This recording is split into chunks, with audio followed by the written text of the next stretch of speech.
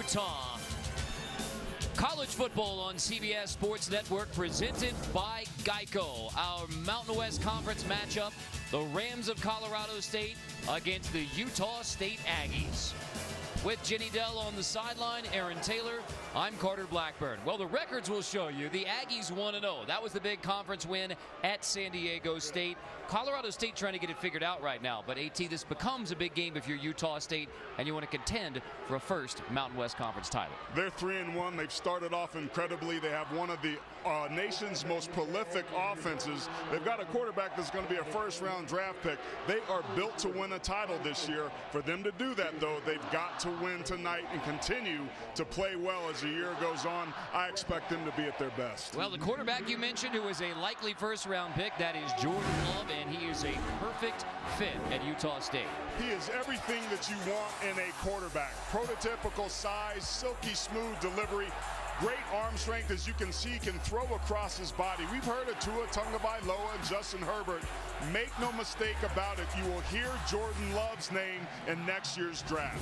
Well, the Rams fans are happy that we're going to say Marvin Kinsey Jr. tonight because he was a question mark, running back and the nation's leader in all-purpose yards, dealing with a separated shoulder from 2 weeks ago versus Arkansas. But Marvin Kinsey Jr. is a go tonight for Colorado State. That is a big boost for the Rams' chances and a big boost for Mike Bobo, who told us yesterday, despite the 1-3 start, he believes in this football team. He likes the energy that he has seen with the Rams. They played Utah State all the way down to the wire last year. They would hope to do so again tonight.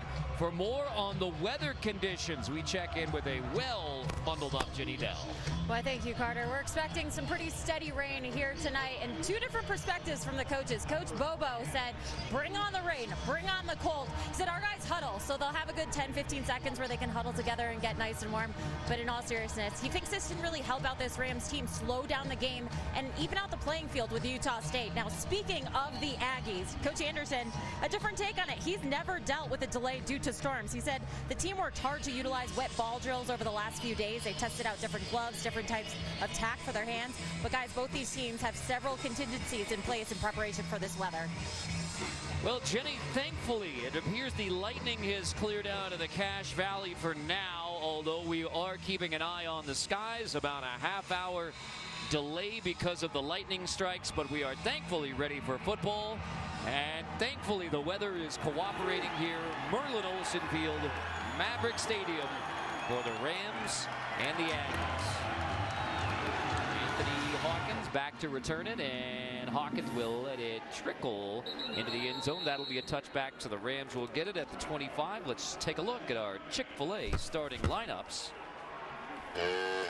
Beginning with the Rams, Patrick O'Brien, the junior from San Juan Capistrano, California, began his collegiate career at Nebraska. Rams recruited him, so he transfers to Colorado State. 2 games ago when Colin Hill went down, O'Brien stepped up. Colin Hill with that third left knee ACL tear surgery yesterday. They said it went well. O'Brien numbers have been very good since he took over midway through the Arkansas game. O'Brien, that is complete on the first pass of the game, and it is Craig Myers' gain of nothing as the Aggies rally to the football. Let's take a look at the offensive starters. Well, speaking of Nate Craig Myers, with the injury to Warren Jackson, expect the Auburn transfer, who can really stretch the field, go up, get some yak yardage, had a great right before halftime Hail Mary where he high-pointed the ball perfectly. Coaches told us they expect number 4 to pick up the slack that Jackson is going to be missed with him being out tonight's game. Jackson out with the shoulder injury, the big play threat. O'Brien complete on the outside. Wrestled down. That is Dante Wright, the true freshman. David Woodward makes the stop. Let's look at the Aggie D. Tipa Nalei, another transfer from TCU, has tremendous ability on the outside edge. He's athletic. He's got some savvy. He's a tremendous pass rusher. Flashed a little bit last week. This sort of situation we're seeing here in third medium is an exact type that he likes to shine. Coaches want to see more from him, and he can give it to him. Ready to make plays for the Aggies. 3rd and 4. O'Brien on the roll. Nowhere to go downfield, and O'Brien is bumped out of bounds. Well short. Devin Anderson shoves out Patrick O'Brien. as the Aggies had everything covered downfield. Pretty conservative start that time for Colorado State. Couple bubble screens trying to get Patrick O'Brien into a rhythm. Then they move his release point. O'Brien is a big physical body, but credit that back end of Utah State simply nowhere to go with the football. And Rams punting after their first drive. Colorado State had scored a touchdown on every opening drive this season versus the Aggies. It's 3 and out. Nathan backs up, has it inside the 30-yard line and spins back to near the 25. And that is where the Aggie offense will take over. Our Chick-fil-A starting lineups on this side of the football begin with Jordan Love, the junior from Bakersfield's Liberty High School, led the Lions to their first ever Central Section Division I championship. All of the numbers are good, especially at home. 11 NFL scouts here tonight. But before Sunday calls, the uncommonly mature leader of the Utah State Aggies. So fun to watch him play. Scouts are drooling. Scouting's all about projection, not what a guy can do now, but what they feel he can do. And Love's got all the traits needed to be successful on the next level. And the Aggies will go at a breakneck pace. Light speed, offensive coordinator Mike Sanford anticipates tonight. Bright in the backfield. Love fakes it. Love on the edge. Fakes the toss, and Love goes rolling for 8 yards. Another piece of the package. We'll take a look at the Utah State Aggies offense. Those guys right there need to show up and show out. The offensive line should be featured tonight. They want to get that ground game going. Love in the pocket, second and short, out of the pocket. He will be short. That's going to be third and very short. Devin Phillips gets the stop. No gain, 3rd and 2 coming. Tempo is so hard when you're going against an offense that snaps the ball so quickly. You got to get set up. Love 3rd and 2. Bright left side has just enough to move the chains. First down Utah State, and like so many hurry up offenses, if you get that first down, that is when it goes pedal to the metal. We were talking to offensive coordinator Mike Sanford yesterday, and he said, hey, we get that first down, we're going to score 75% of the time. Let's see if that holds up here as this drive continues. Lost it. Loose football. Rams scoop it up. Ajay has it, and Ajay with blockers ahead takes it back to the 35-yard line. It is just the 3rd takeaway of the year by the Colorado State defense. Manny Jones knocks it free, and Ajay scoops it up. Manny Jones, one of the leaders on that defense. Defensive lineman, that ball comes out. Take a look at the rain. Ball security of the utmost importance, already letting its wrath be felt. Mother Nature runs a tight household, and if you're not at your best, she will punish you miserably if you do not take care of business. That's a great start for this Rams defense that needed some confidence, but great field position for Colorado State that needed exactly that to keep them in this game against an offense that's that explosive. Just the 2nd lost fumble of the year for the Aggies. Ajay runs it back 20 yards. O'Brien from the Aggies 35. There's Kinsey on the left side. Kinsey, a physical, tough runner, gets 5 yards, 4 yards maybe on the forward progress, but the senior from Atlanta who is starting to really come into his own as a senior.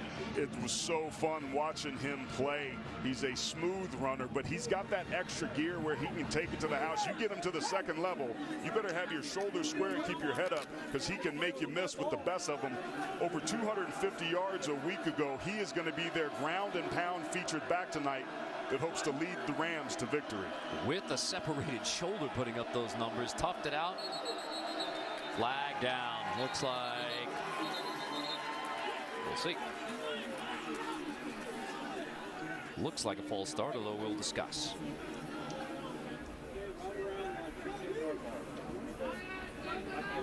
David Alvarez, our referee tonight.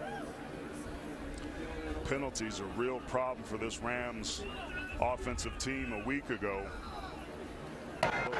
Delay game.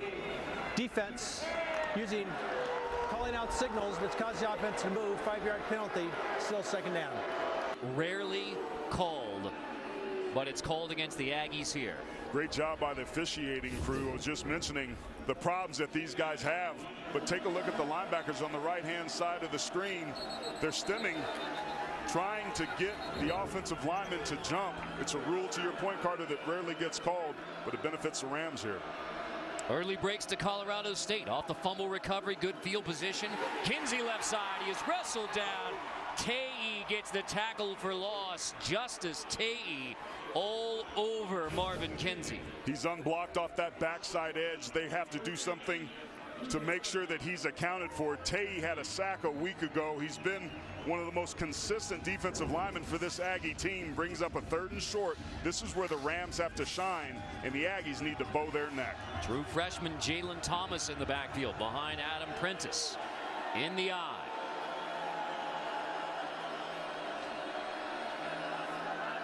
Play clock winding down. O'Brien gets it snapped. Hands off. Thomas on the right side. He is short. Flying in Troy Leffridge, the junior safety. 4th down.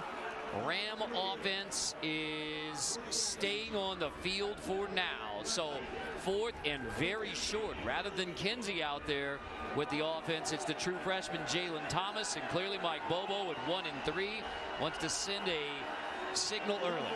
And they've had problems in the kicking game. They've certainly had problems in the kicking game. I love this decision. He told us yesterday he was going to be more aggressive, and we're seeing it here, especially coming off for a turnover. This is a critical play in this early game.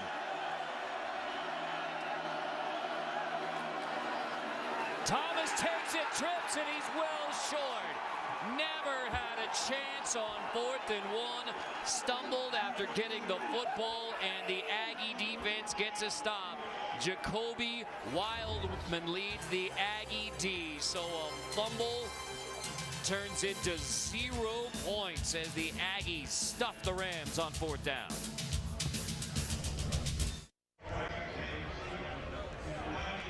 No lightning, no fire on the mountain. Scoreless start between the Rams and the Aggies. Let's look at Taylor Tracks. Well, for Colorado State offensively, they've got to play keep away, go for it on 4th down, control the line of scrimmage. Wasn't a good start for them there. Defensively, limiting big plays. The Aggies are amongst the most explosive in the nation. Utah State, they've got to finish drives in the red zones, and defense has to win on 3rd down. They won that last drive on both 3rd and 4th down.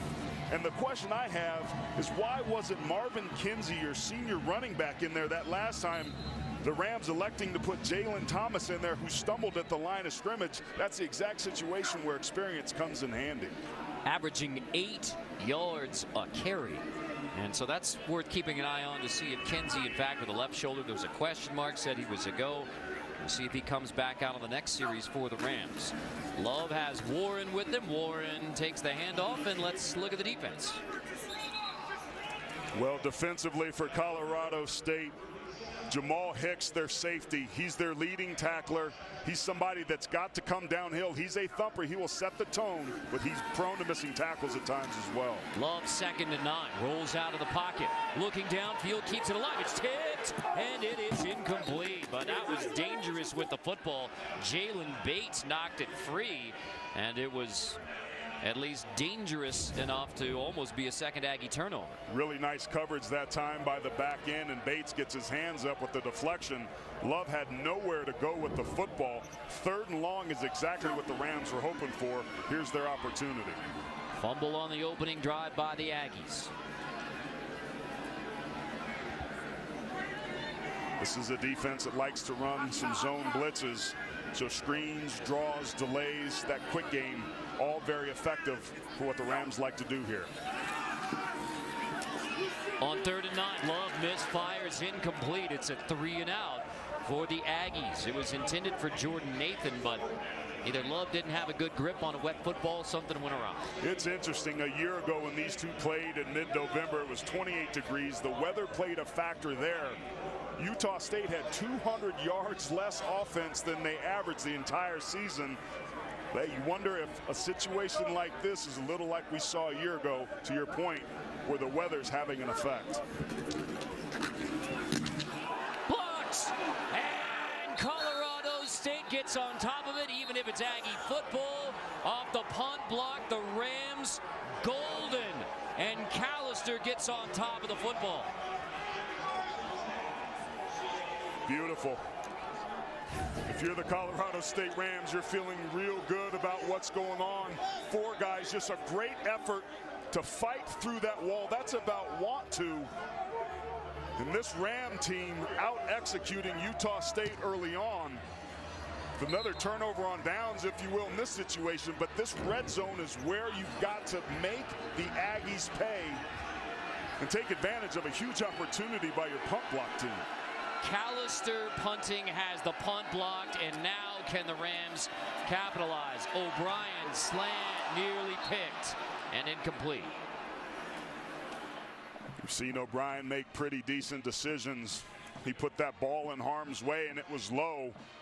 Both these quarterbacks appear to have trouble with the grip on the ball, or at least locating it. When you talk to quarterbacks, Carter, it's typically wind that affects their ability to throw the football much more than moisture does, especially with guys as big as these two are.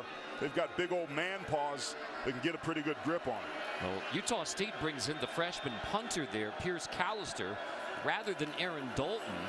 And Callister is not even on the depth chart. First time punting has it blocked. Leffridge gets the stop. The tackle for loss, making it 3rd and long, and the Aggie defense being asked to make another critical stop off a miscue.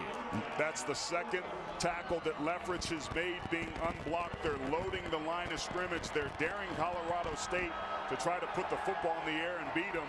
They've got a couple lost yardage plays. If you're the Rams here, call something safe. You have essentially 3 points on the board. Don't do anything to jeopardize that. Maybe take a shot at the end zone where your guy gets it or nobody gets it. At the top of the screen is Nate Craig Myers in between the Merlin and the 0 on the 20.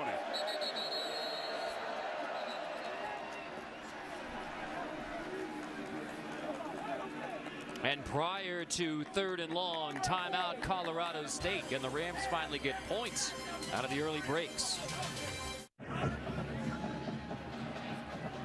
Scoreless out of the Ram timeout. O'Brien and the Colorado State offense facing 3rd and 13 off the punt block.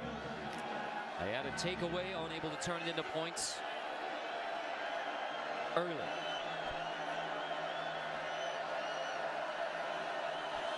Patrick O'Brien filling in for the injured Colin Hill. Greg Myers up top. O'Brien, there's Wright on the edge. Wright inside the 15, shaking his way, keeping it alive, and gets a great push. Offensive lineman took a hold of him. Barry Wesley drags Dante Wright across the line to gain 1st and goal. What an incredible heads-up play. First by Wright, trying to keep it alive, knowing how close he is to the sticks. But look at your right tackle, Wesley, there, to your point, dragging him across the line to gain. I'm impressed with Colorado State, man. They're playing with a ton of want to, and that's exactly what you need on the road against one of the conference best teams. And yes, that is perfectly legal. Forget about the push penalty rule. That's out now. Tipped, incomplete in the end zone. Knocked away, intended for Craig Myers. DJ Williams has made a couple of big plays early for the Aggies. DJ Williams typically gets targeted in the red zone because he's only 5'9", but that time he was blanketed all over Nate Craig Myers. Again, the player that's expected to pick up some of the slack of Warren Jackson, who's out tonight.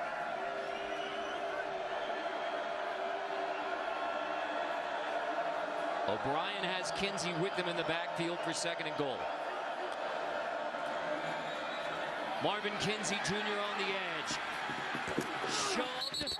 He stretches, doesn't get to the goal line, but that's DJ Williams again who stands up Marvin Kinsey Jr.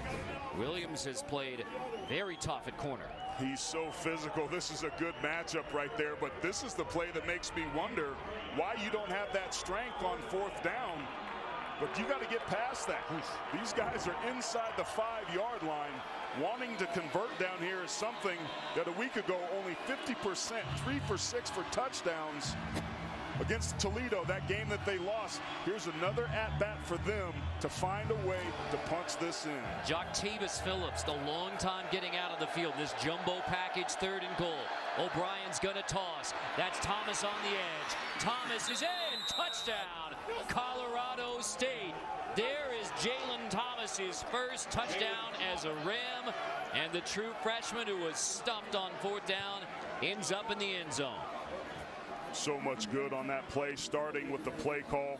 than Patrick O'Brien getting the snap off as they got out late to the field than that young man getting there. But the key to that play being successful was the fullback, 46, Adam Prentice, with a great cut block out on the edge.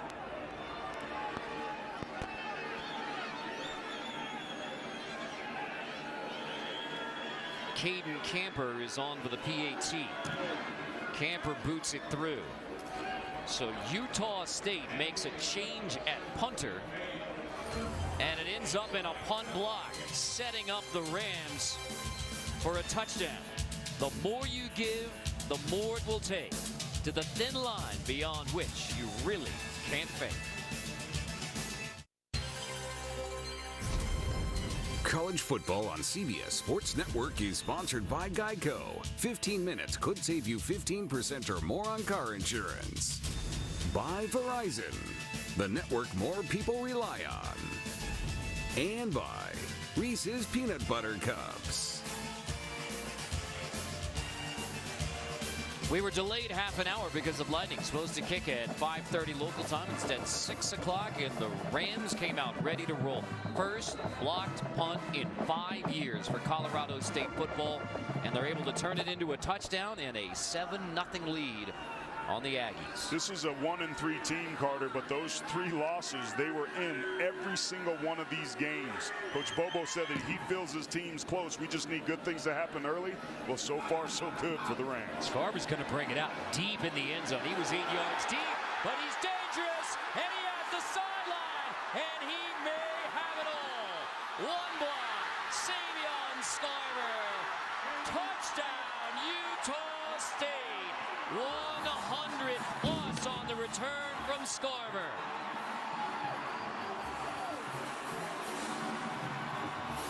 Long distance runner. What you holding out for? What an unbelievable answer for the Aggies. With the kickoff returns in the way that you're not allowed to set up wedges anymore, but basically becomes a power play. But this is the open field speed, but some tremendous blocks, 2 or 3 pancakes. That kickoff return team showed up. What an incredible answer. 4th career kick return for a touchdown for Scarber. PAT evens it at 7 as soon as the Rams on the scoreboard into the hands of Scarber. Why a touchback at the 25 when you can bring it all the way back? Touchdown, Aggies. You can understand why Savion Scarber is very confident bringing kicks back. I mean, he can take it at the goal line like versus New Mexico State last year. Did the same versus Wyoming. This is 2 of his 4 now career kickoff returns for touchdowns. And Scarber takes us officially 100, but I mean, that's 107, 108. Scarber brings it out and some great blocks to spring him free.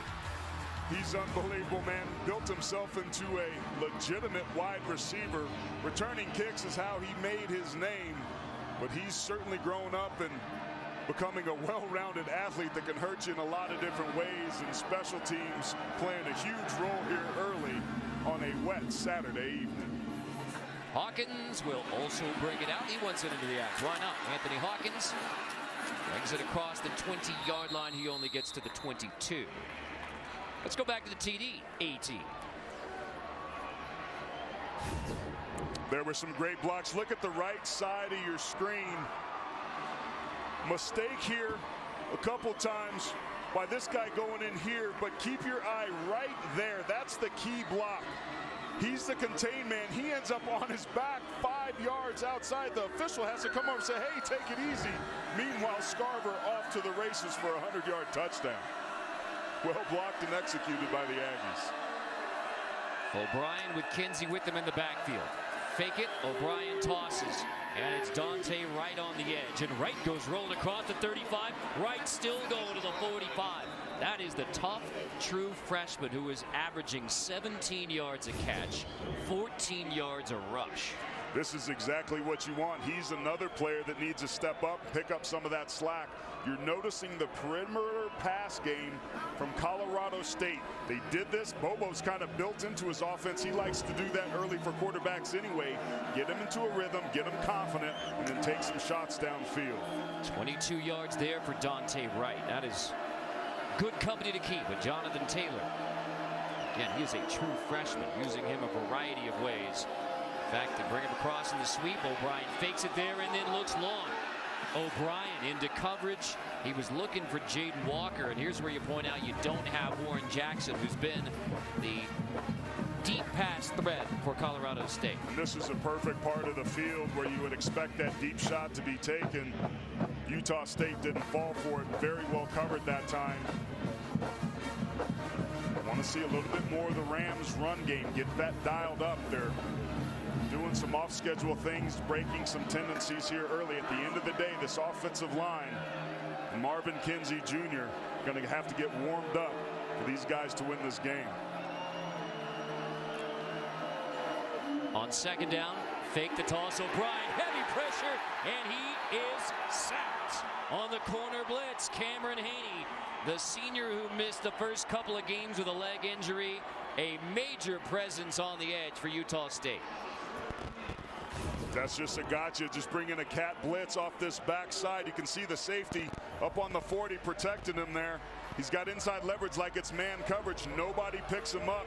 And because O'Brien has to pull the ball down, it's a significant 3rd and forever here for the Rams. Started out this drive throwing the football. This is where the run game can help you avoid these sorts of situations. Boundary corner blitz, almost automatic, and yet loss at 13. And now, did they get the playoff in time? Does not look like it. They did. Yep, delay game. Prior to the snap, delay game. Offense, 5-yard penalty. Still 3rd down. 3rd and 28. Penalties, a problem a week ago. We've mentioned it before. 11 as a team for 82 yards. 8 of those for 52 yards were on the offense. A lot of false starts by the offensive line, but here's a just simple execution problem that makes this virtually or extremely difficult to convert, and also gives Utah State better field position if you don't. So quick hitter right on the edge, screen, nothing there. Aggies fly in, and there's Tipa Nalei, the TCU transfer that you expected to make plays for the Aggies tonight. So athletic, man. As we take a look at some more laundry down on the field, that's a drive that O'Brien's going to want to forget.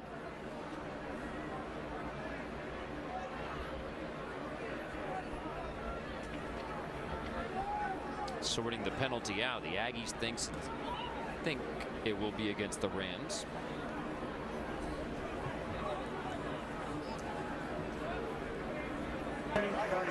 Chop block. Offense number 72 and 73. The penalty is declined. 4th down. Correction. 52 and 73.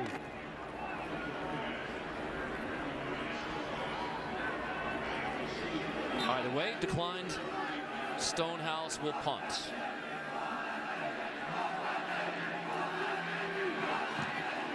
Aggies come after it. Stonehouse gets it away. It'll bounce at the 35, and Nathan lets it hit and go out of bounds right around the 35-yard line. 7-7. Special teams have loomed large in both scores here in Logan.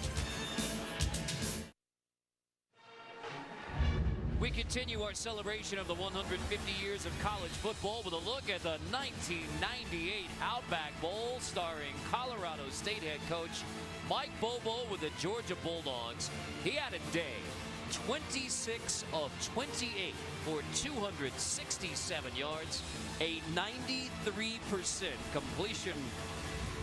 That is both Outback Bowl records. He completed 19 consecutive passes, and good to see Coach Bobo in better physical condition and better spirits. And all around college football, all around the Mountain West, everyone who knows Mike Bobo, glad to see that he is doing well.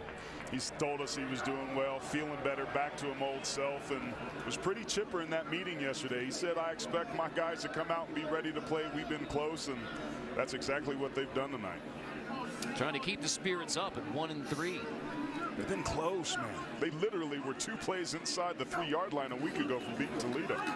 Warren 1st and 10. Aggies trying to get something going on offense. You saw the 2 possessions. You get the fumble and then the blocked punt. And Jordan Love and the Aggie offense. Only 1 first down thus far. Love on 2nd down. That is complete. Slipping away right at the sticks. Caleb Rep. The grad transfer from Utah tight end. That's enough. 1st and 10 to the 45. One of Love's favorite weapons. Love lightning pace. Fling it to the outside. That's Devin Tompkins. And the speedy Tompkins goes rolling for 8 yards. This is where Utah State is dangerous. They make you defend all 53 1/3 yards of the field, back and forth, making this defense run. 2nd and short. Love hands. 1st down. Jalen Warren. He has been a great find for Utah State. Certainly has, and it was an excellent tackle that time by Daquan Jackson, the 2nd leading tackler on this defense. He's an aggressive run-stopping backer, as he just showed you there. Warren averaging 7 yards a carry coming in. Love in the pocket. Love hit as he throws. Release is incomplete. Wow, Love got rid of that one because Jan Philip Bombach was bearing down. He's the transfer from Germany. Just comes off that backside. This is an offensive line that's only given up 2 sacks on the year. They were very, very close from giving up a 3rd right there. Got to protect the franchise, Carter. Bombeck from Hamburg, Germany via Feather River College in Quincy, California. That's the same as transferring from Germany. It's all the It's same. a major change. No question. Love complete to the edge on 2nd down. That's Scarver in his role as wide receiver. Now Scarver pops up thinking that his knee never touched, but he is being whistled down. The officials say no dice, and Edwards is down. Officials timeout for an injury to an offensive player. That's Alfred Edwards, the left tackle who was down for Utah State. One of the returning starters off that offensive line. It's a young group. A lot of new faces up there, but good to see that big body walk himself off the field. Let's see if Scarver was down here. He didn't think so. I can understand why. Right there. On the Yep. The left shin bone, if you will. Anything except the bottom of your hand and the bottom of your feet. Rule the runner down.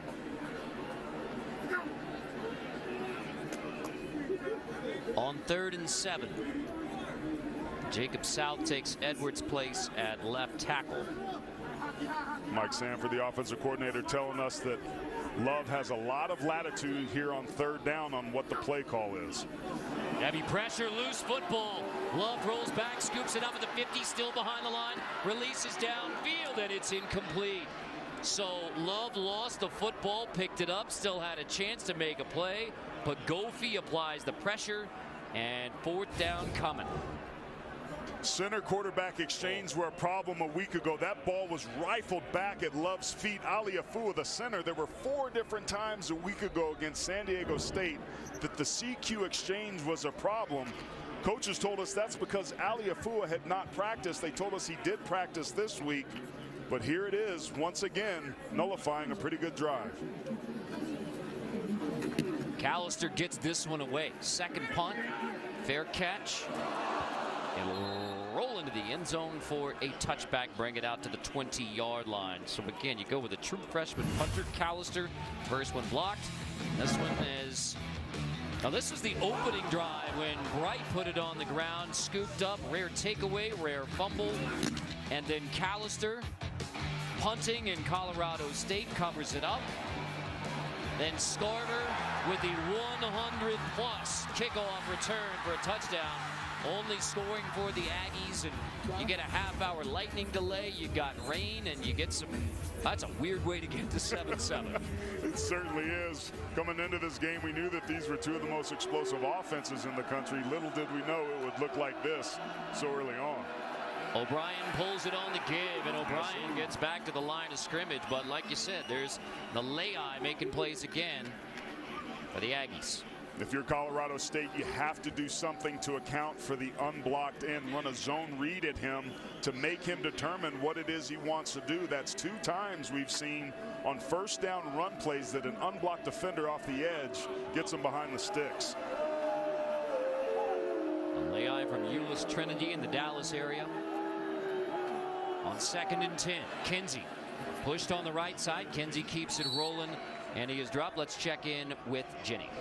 Hey, so this Rams team is actually looking pretty good in this first quarter, and I know Aaron Taylor, we always talk about routine, and maybe the routine of this getting into this game actually helped them. They didn't even get into their locker room until 10 minutes before they were supposed to kick off at 5:30. So maybe switching things up actually works well for this team. Hey, when you're 1-3, switch it up, right? And remember, Bobo was the one who said, hey, bring it, bring the bad weather. We don't care. We feel like it's going to help us. They spent that lightning delay in the indoor practice facility of the Aggies. On 3rd and 7, O'Brien over the middle and incomplete. Yeah. Williams, here it is. Yep, Craig Myers. Pass interference on DJ Williams coming.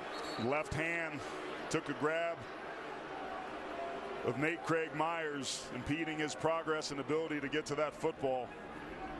Officials are going to call pass interference on that all day long. Prior to the pass, holding defense, number 7, 10-yard penalty and an automatic first down.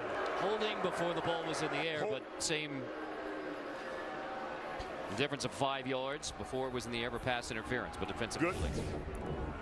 Good distinction there, Carter, but to me there was contact while the ball was in the air. Right there, he's grabbing him and he's still holding on to him, which is why I should have thought it was pass interference. Either way, the drive's extended and the Rams on the move again.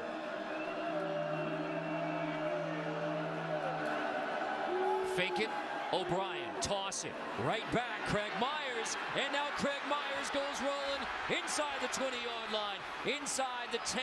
He will be just short of the goal line. 1st and goal. Leverage finally runs down Nate Craig Myers. You see, Utah State's got a lot of people inside the box. This is going to be a play action. Turns his back to the line of scrimmage. The linebackers suck up, which creates a huge void there. Myers takes it to the 2-yard line. 65 yards, 1st and goal. Kinsey trying to bounce it, nowhere to go. 2nd and goal. He may have lost half a yard. Good push from Leverage and David Woodward, the outstanding linebacker for the Aggies. Been really impressed so far with Troy Leverage Jr., man. He's a mid-year transfer. He has been playing tough near the line of scrimmage.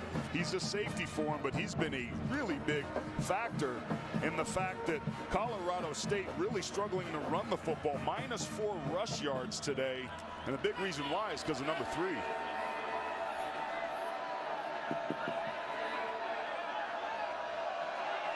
Got man coverage, one-on-one looks both at the top and bottom. O'Brien snaps it, fade, end zone, incomplete. Knocked away from Walker. Cameron Haney bats it away. Haney's only 5'10", but blanket coverage once again. That ball hits him right in the hands. Walker has to catch that football. That was a really nice pass that time thrown by O'Brien. 3rd and goal in the waning seconds of the first quarter.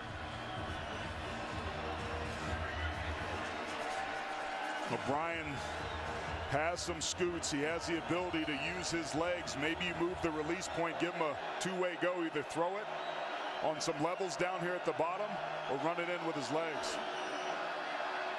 O'Brien in trouble in the pocket. O'Brien rolling out, tossing to the end zone, and it is incomplete. Knocked away at the last moment on 3rd and goal. 4 seconds left in the quarter. Here comes a flag.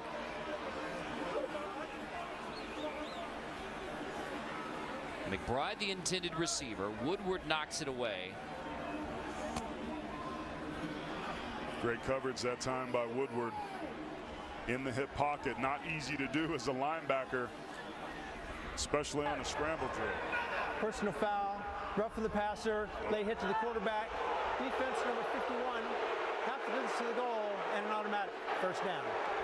That's Justice Tae One of the players that the coaches told us were the leaders on this team. I don't know if I agree with that. That was a little ticky-tack. And yet Tay does have the opportunity at least to pull up, but I understand what you're saying. Yeah. But that is critical because you haven't stopped field goal, and field goal has been an adventure for Colorado State this year. So 3 points, not even certain from this distance, and instead 1st and goal with 4 seconds left in the first quarter. You're Colorado State. This is all about getting a touchdown. Your offensive line hasn't been as effective as you would like them to be because Utah State is loading the box. And once again, you got the freshman Jalen Thomas behind center. And here's Thomas. Thomas pushes, stretches. He has stood up just short. Leftridge makes the stop. Devin Anderson there as well. And that is the final play of an odd and action-packed first quarter. Colorado State with a touchdown off of a punt block. Kick return for a touchdown for the Aggies. College football on CBS Sports Network is presented by Geico.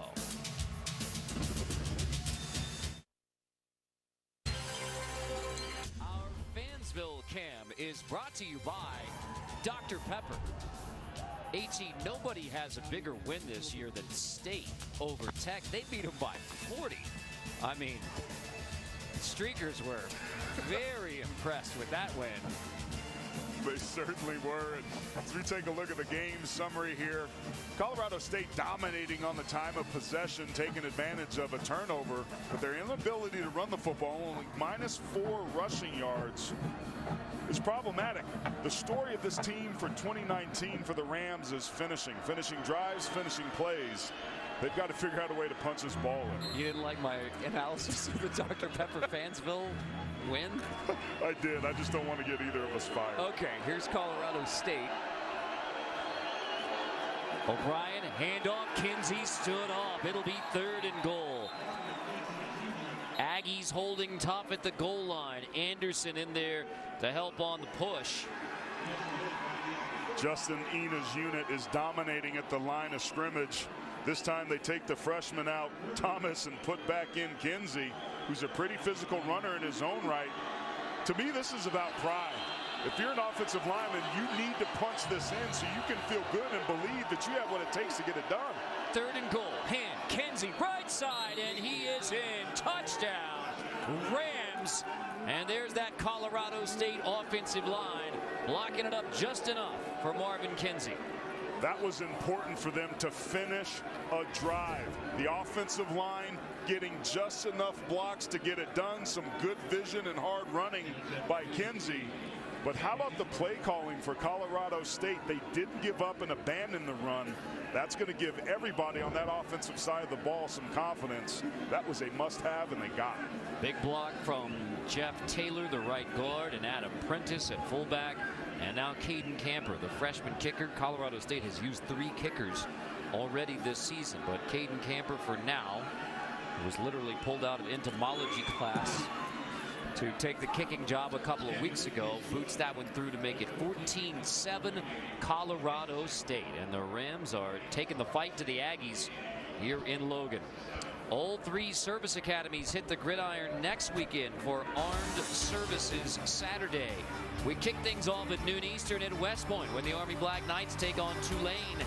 Then at 3:30, it's the first Battle of the Commander-in-Chief's Trophy Series between Air Force and Navy right here on CBS Sports Network. Army has claimed the last 2 Commander-in-Chief trophies, and amazingly, first time the Black Knights 2 straight Commander-in-Chief wins. They've had an incredible run these last couple of years. All 3 of these teams obviously can run the football. Air Force and Navy with a vertical pass game. What's intriguing to me, all 3 of those teams top 30 in total defense. They're pretty solid football teams on both sides of the football. Air Force taking it to San Jose State last night after San Jose State's big win over Arkansas. That's Scarver and Bright in a stacked kickoff return formation. So you would anticipate they're trying to kick it away from Scarver, and they're not even going to get any of those. So their catch called for at the 27-yard line. And so trying to keep it out of the hands of Scarver and Bright. But now you go back to the Aggie offense and the snap issues going back to last week. Yeah, well, I was on the call for this a week ago and got to see it up close. At first, we talked to Mike Sanford, the offensive coordinator. He said, man, I was mad at Jordan Love because he came to the sideline. When they went back and watched the film, it was Dimitri Aliafua, the center, didn't practice a week ago.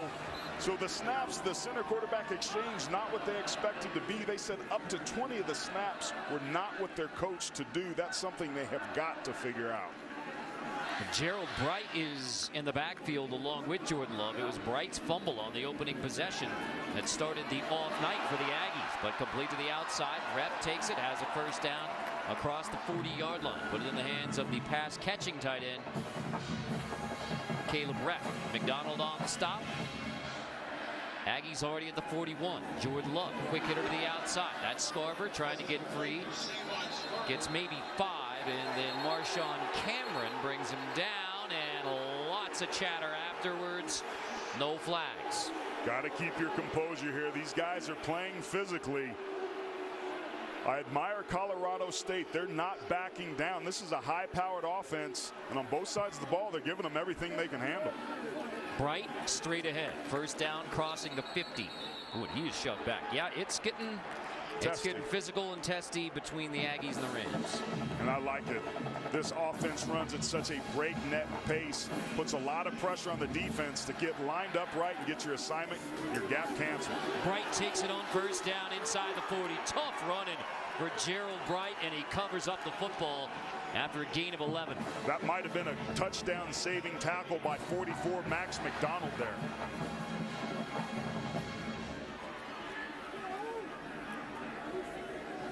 Love with a quick check. 3 wide on first down.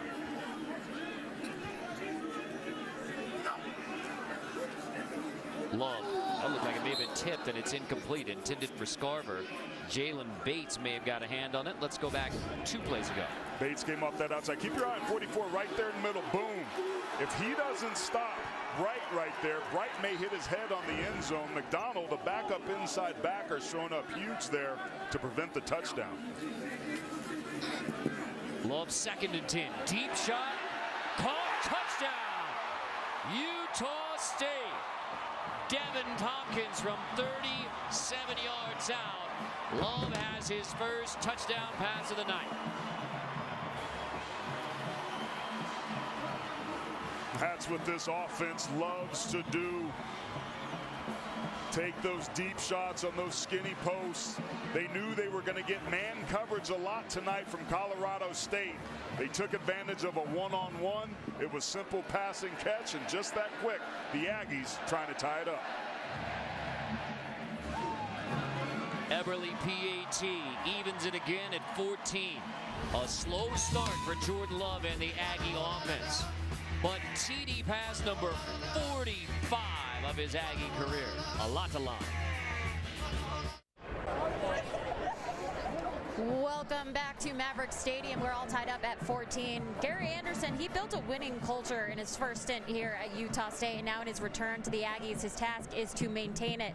Coach told us Matt Wells carried the core values of this program through. And Anderson, he saw that firsthand. He had 3 of his own children attend Utah State and graduate. A kid on this team every year except for last, since he left in 2012. So he was always able to stay nice and close. He told me that he wasn't chasing a head coaching job, and if he was going to be a head coach, who's going to be at a place where he had great respect and ties. Guys, he said, this is my opportunity to do all that I can to give back to the game of football. The kids here, it's a different feeling when you wake up in the morning at a place that you deeply love. That was Salt Lake City native. He played center at Utah, and we talked with Gary Anderson about Colin Hill and the injury for Colorado State. He said, hey, I had 3 right knee injuries, and Colin Hill's now injured that left knee, the Colorado State quarterback, for the 3rd time in his career. So very heartfelt in saying, best wishes to Colin Hill. He's a special young man, and that was coming from the opposing head coach. No worse feeling in the world than to be on the outside looking in.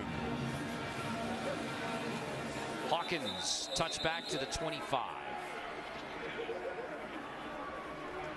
Well, Carter, when you consider that Patrick O'Brien is making his first road start, it hasn't been all that bad. Take a look at what he's done. And 6 for 10, 60% completion percentage, 111 yards.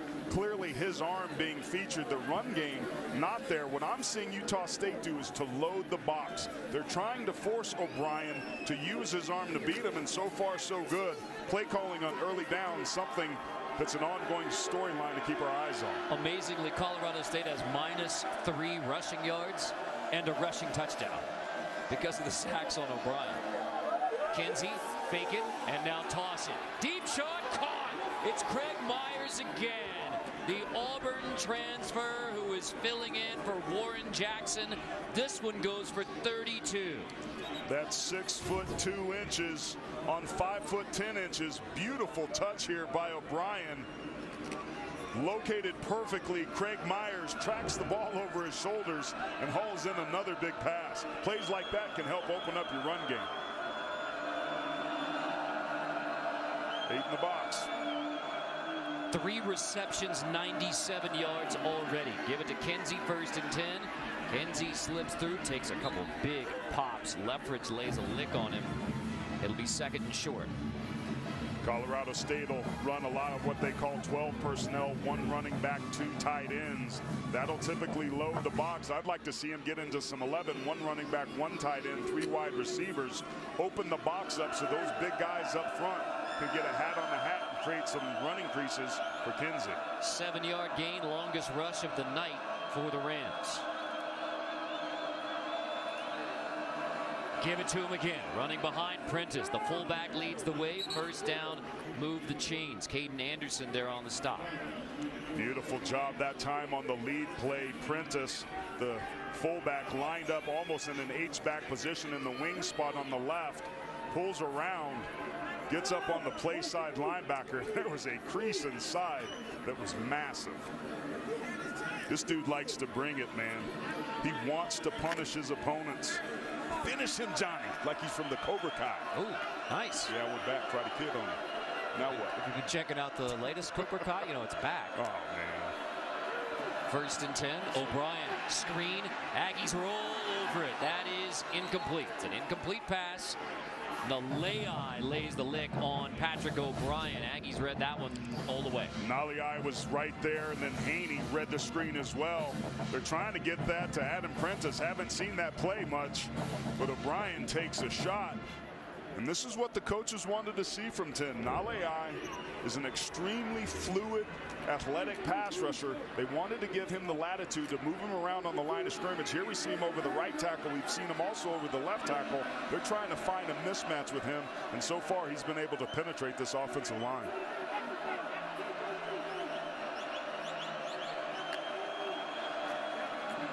O'Brien, 2nd and 10, pulls it, looking for a check down. It's incomplete. One hopped it to Kinsey because guess who was right in his grill? Tipa Nalei, along with Devin Anderson, pressuring Patrick O'Brien again.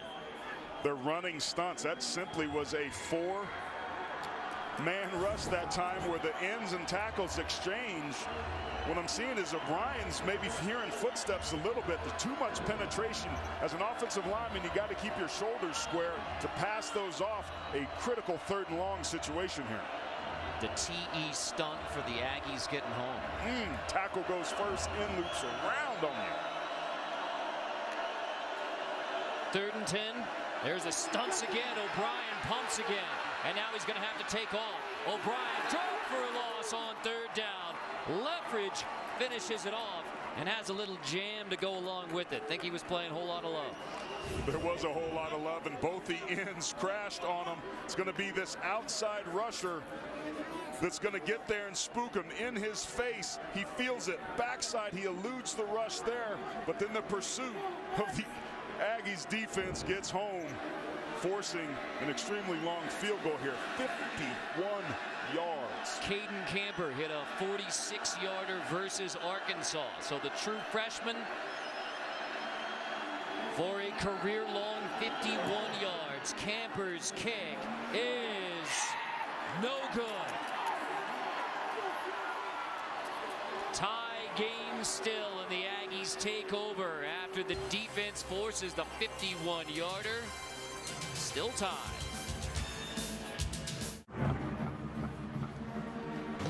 6 Eastern, join CBS Sports Network as our team of NFL experts break down all the Week 4 action exclusively from a quarterback's perspective. Don't miss NFL Monday QB on the 24-hour home of CBS Sports. For some important updates, let's check with Jenny Dell.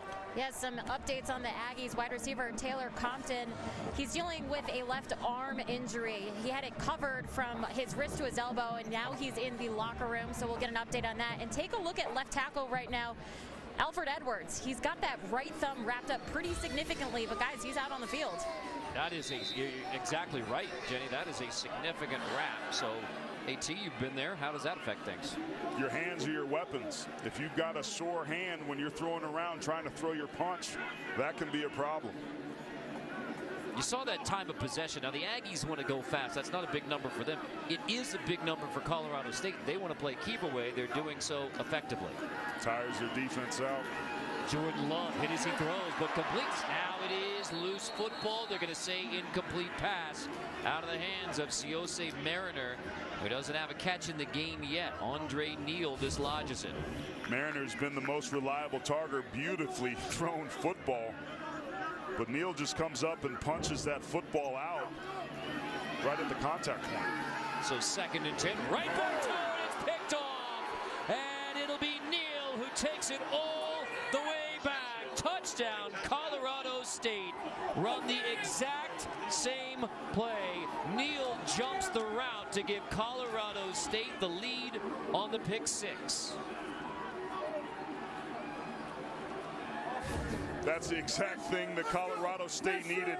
Neal doesn't know what's coming. He turns at the last second and looks in at the ball. The ball's a little bit late. Love's got an extremely strong arm, but that ball floated on him a little bit. Great coverage by Neal. He cuts underneath the out route and takes it to the house for a 6er. It's a rare, rare, rare mistake for Jordan Love. When he tends to throw interceptions, they come in bunches. Had 3 against Wake Forest on some bad decision making. That ball just seemed late and was a great play by Neal. That's the first pick he has thrown since the opener against Wake Forest. Looks like delay of game. Delay of game, offense, 5-yard penalty. Retry from the 8-yard line.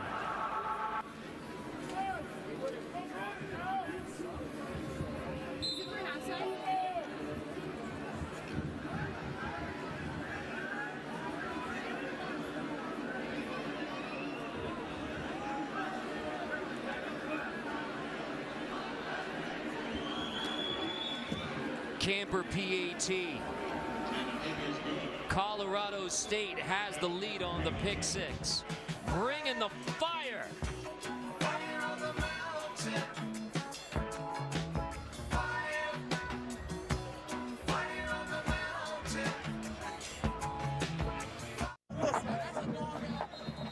Andre Neal's 44-yard INT for TD gives the Rams the lead. Tomorrow it's an NFL on CBS doubleheader with a full day of games, including a battle of the undefeateds when the Bills defend their home field against the Patriots, followed by the Vikings and Bears in a key NFC North battle. It all begins with the NFL today at noon Eastern on CBS. Among the notable wide receivers for Colorado State, Rashard Hollywood Higgins and Preston Williams, who was notable in this game last year, now a Miami Dolphin. That was a heck of a receiving corps with old B.C. Johnson and Preston Williams last year. You think back, that was a fiery offense last year for Colorado State. No doubt. And that last graphic we just put up is a big reason why Nate Craig Myers got talked into coming here by Mike Bobo, the transfer from Auburn. Davis bobbled, loose football. Bright had his hands on it, and the Aggies are on top. Tompkins gets on top of it, but they put Bright short, anticipating, and he puts it on the ground again. Second time tonight. Tompkins able to maintain possession for Utah State. Let's go back to the pick 6. Well, here's Siose Mariner. He's going to kind of round out his route a little bit. Andre Neal going to backpedal clearly in man coverage, got his eyes on the receiver, but at the last minute, boom, turns right there, sees the ball at the last moment, undercuts it, takes it 46 yards to the house. Love's going to keep it, and Love goes rolling. Positive gain. Hicks finally makes a stop. It'll be a gain of 9 on first down. First play after the pick 6. Love runs it.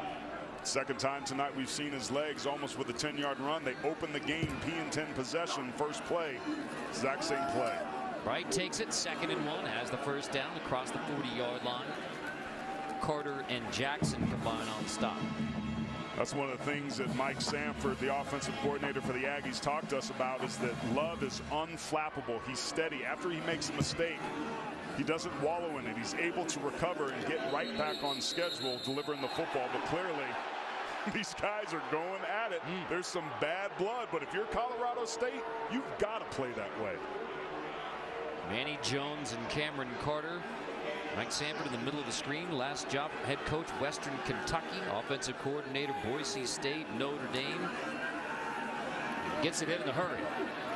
Long hit, throws, caught inside the 20-yard line. Scarver holds it in. Gotta say it's incomplete and bring it all the way back. Incomplete, Scarver. That's close. Great job by this officiating crew to be on top of that. Rashad Ajayi, number 4 for Colorado State, got lucky because Scarver got loose on the exact same play they scored a touchdown on earlier. Would have been 39 yards. Instead, it's 3rd and 9. You're going to play man coverage like that. You've got to blitz and disrupt the timing.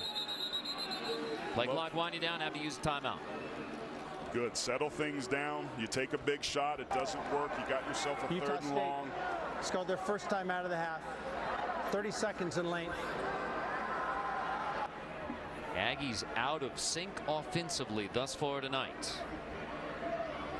Step up with Werner Ladder and help football coaches find a cure for Duchenne muscular dystrophy. Visit coachtocure.org. Carter Blackburn, Aaron Taylor, Jenny Dell, our producer Scott Brandwine, director Matt Plundo, hardworking crew here at Maverick Stadium, Merlin Olsen Field, where Mike Bobo's Colorado State Rams, Mountain West Conference opener, 1-3 so far on the season. They were ready to roll tonight against the Aggies. As bad as they've been defensively, one of the things that Colorado State does extremely well is win on 3rd down. Utah State only 1 for 3 so far.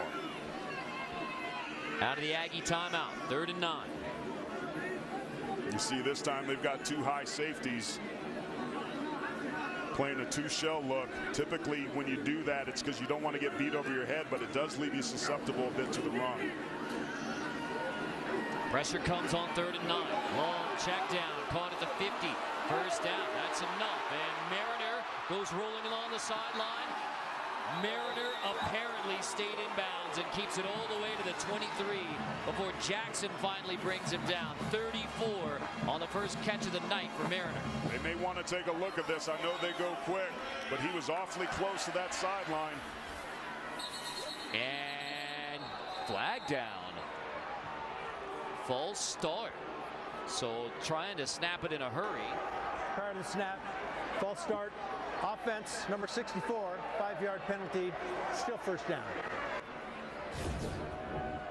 It's Abadano, the guard. Let's take a look at Mariner to see if he stayed in bounds.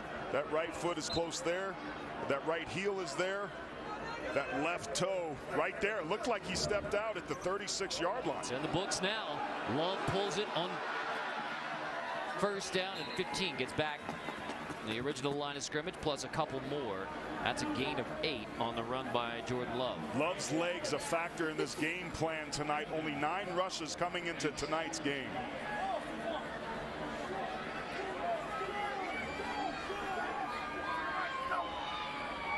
From the 20.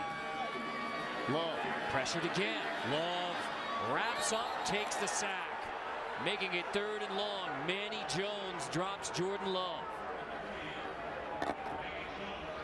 Manny Jones is so good with his hands. He's going to come from the right-hand side of the screen, just walks the tackle back. When you get inside leverage as a defender, inside the offensive lineman's sets, it's virtually impossible to slow him down. Great hand usage and leverage there by the DN to get the sack. Just the 3rd sack of the year allowed by Utah State.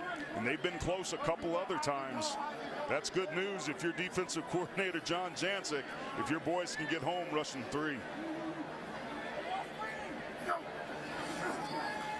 On 3rd and 11, screen, Bright, wrestled down, right.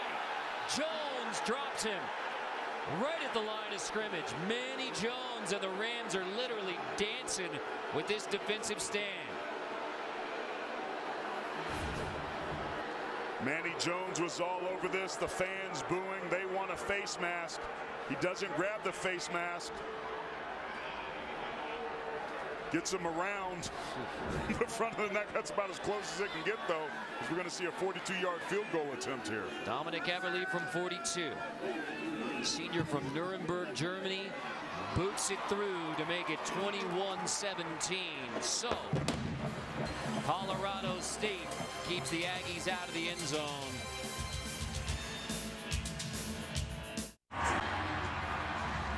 Raining again in the Cache Valley and Logan, Utah, 21-17. It literally rained on the parade earlier today, the homecoming parade.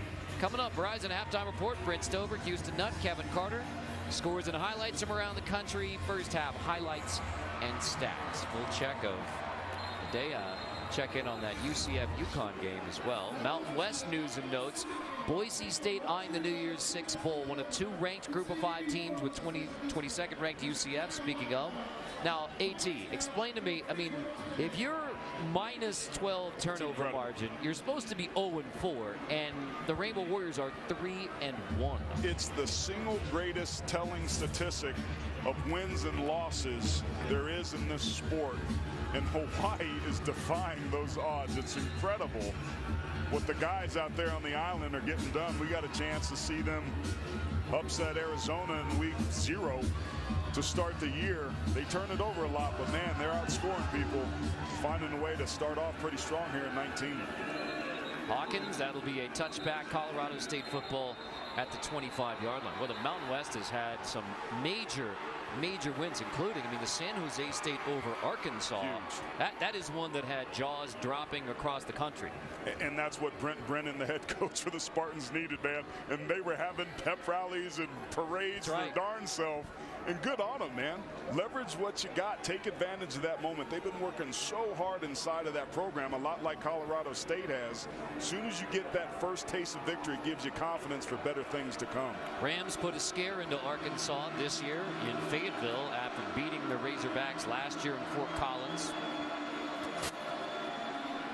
That's Wright on the handoff, and it's another big gainer for Dante Wright, the true freshman. And they are finding ways to get Dante Wright the football. This one's a gain of 20. This is an effective part of this offense, the perimeter run game, giving it to your receivers. Wright is the second leading receiver coming into this game. 7 touches, 95 yards, 2 touchdowns on the ground. They'll do that 2 or 3 times a game to keep a defense honest. But what the Rams are trying to do is spread things out to create some running room inside where they've been getting stuffed. So Kinsey between the tackles and a little bit better push. And like you said, I mean, Colorado State not able to just pound it right now, so getting creative, but you take 20 yards on a rush no matter how you get it. No question, and these are body blows. Slowly but surely, we saw this Georgia Notre Dame. It took them a while to get things going, but plays like that show up very late in the 4th quarter. Bobo said, hey, I guarantee you this, guys. We're going to be in this game tomorrow. It's going to come down to the 4th quarter, and here they are with a 4-point lead, the football in their hand at midfield against one of the most explosive offenses in the country, and a team many think will win this conference. Give it to Kinsey. Nothing doing this time. He is stood up and driven back. Caden Anderson leads this charge along with David Woodward. Woodward comes into this game averaging 14 tackles a game. 4th best in the nation. Had 11 tackles a game last year.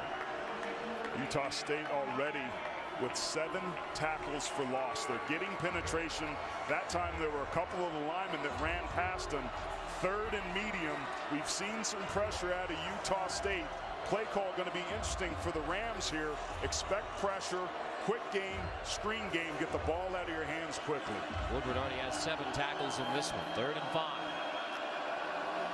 Here's O'Brien, fake it, tipped, and batted down at the line of scrimmage. Dalton Baker got his hand on the football to force 4th down, and the punting unit comes on for Colorado State. Baker's going to stunt to the outside and gets himself free, just puts his hands up. Great teaching right there. If you don't get to the quarterback, get your hands up. Another way to put your mug on it. Doesn't even need his hands, hits him in the face mask. But that's a big 3rd down stop here at midfield. 5 pass breakups by the Aggie defense. They're flying around, man.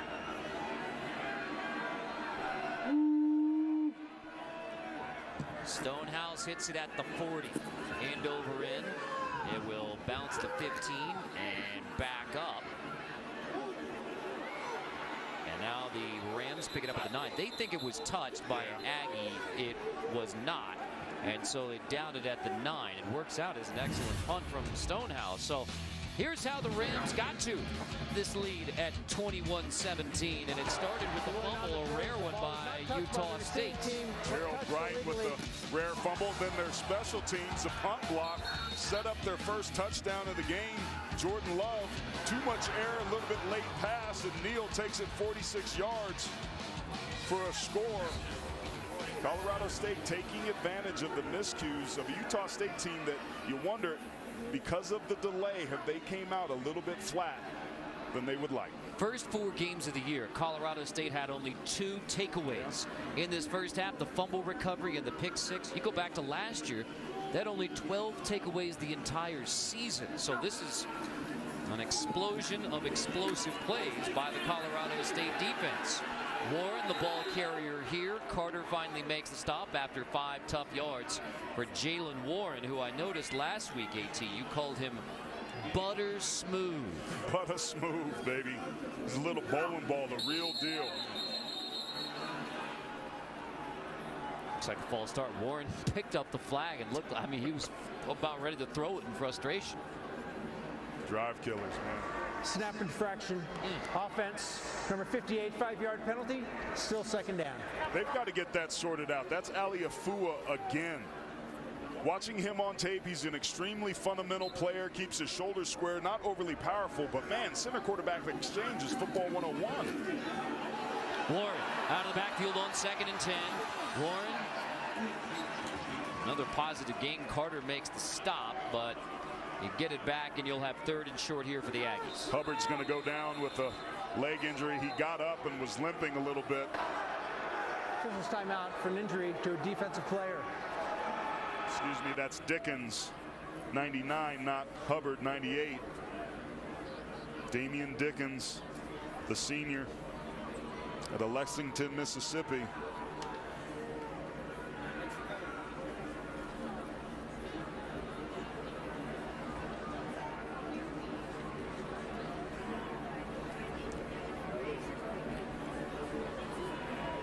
.356 to go before halftime, and Colorado State, who's the big underdog in this game, 1-3, Mountain West Conference opener, coming off a loss to Toledo. I mean, against Toledo, this defense gave up 436 rushing yards. The Rockets averaged almost 10 yards a carry, and yet this defense, including Dickens, has played well.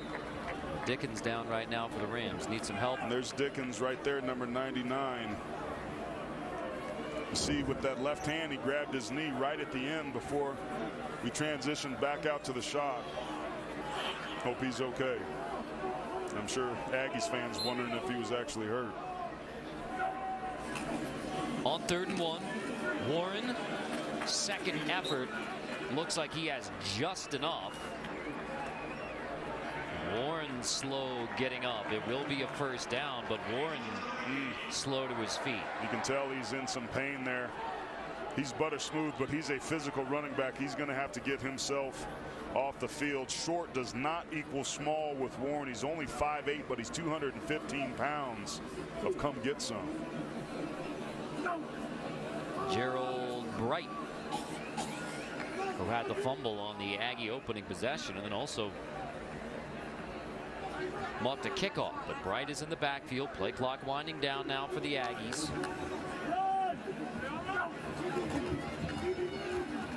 Bright takes it straight ahead across the 35-yard line. Bates gets him from behind. That time Colorado State was bringing some outside pressure. That's another play where if you don't get him down, there's no safety there. The middle of the field is open. Tackling crucial here in this first half for Colorado State. 2nd and 4. Bright straight ahead across the 40. He is stopped from behind momentarily and then finally brought down. Manny Jones again. 7 tackles now for Manny Jones. That's a gain of 11, though. There's some great defensive efforts individually, but how about Gerald Wright? That block up front was beautiful.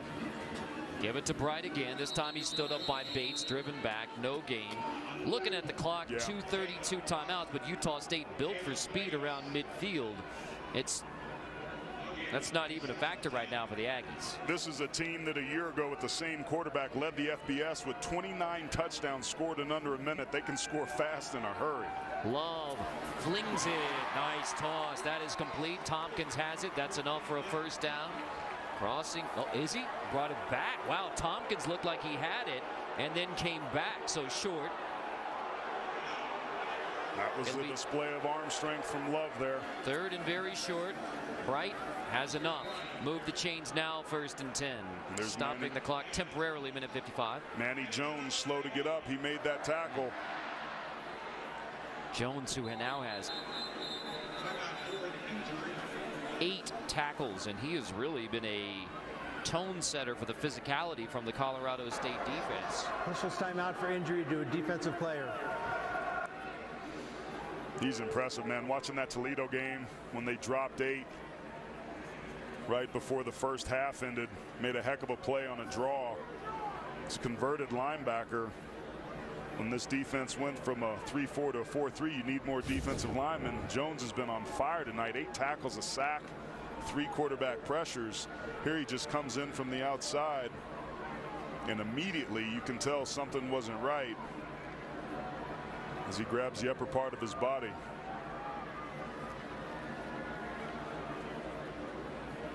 He wears that brace on the left wrist, and you can see that Bright rolls right over that left wrist. So Manny Jones will be heading back to the Colorado State sideline.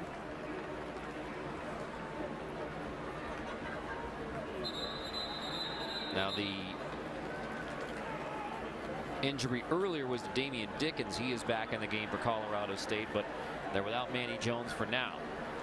He's one of the 4 defensive ends that they rotate with Bates and Bombeck.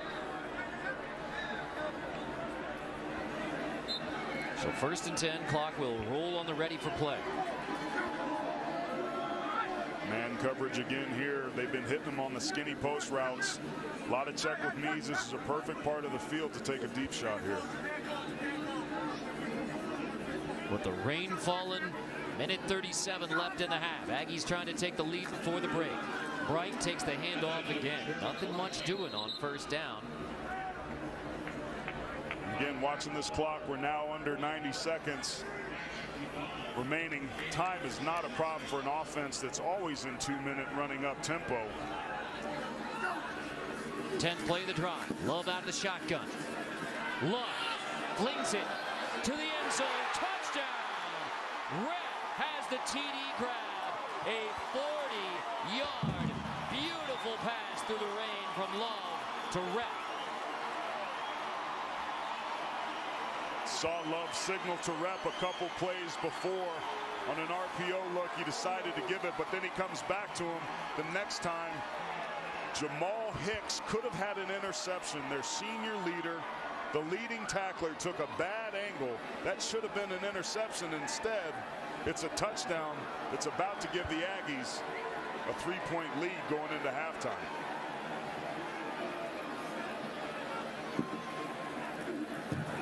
Eberle's PAT is good. Caleb Repp's first touchdown as a Utah State Aggie, the grad transfer from Utah. up the road in Logan is into the end zone to give Utah State the lead with 1:08 before the break. Well, Jordan Love, it has been up and down tonight, including the INT for the pick six, but this was the perfect pass you were waiting for. Keep your eye on Jamal Hicks, the safety's on the 30-yard line at the top of your screen. He drops back playing middle field. He gets turned around and backs up instead of closing on the football. He's right there. You see immediately after the play, he folds over. He knows he takes the bad angle. The corner is expecting to have some help there, but just poor technique by Hicks allows Rep the big touchdown here at the end of the second half. I mean, Love was backing up to right around the 50, so that was pretty close to 50 in the air on the money to your tight end. That's why those 11 scouts you mentioned early on in this ball game, those are the types of plays they're here to see. Love started 6 for 14, including the pick six. Since 5 for 5, 92 yards, and that touchdown pass.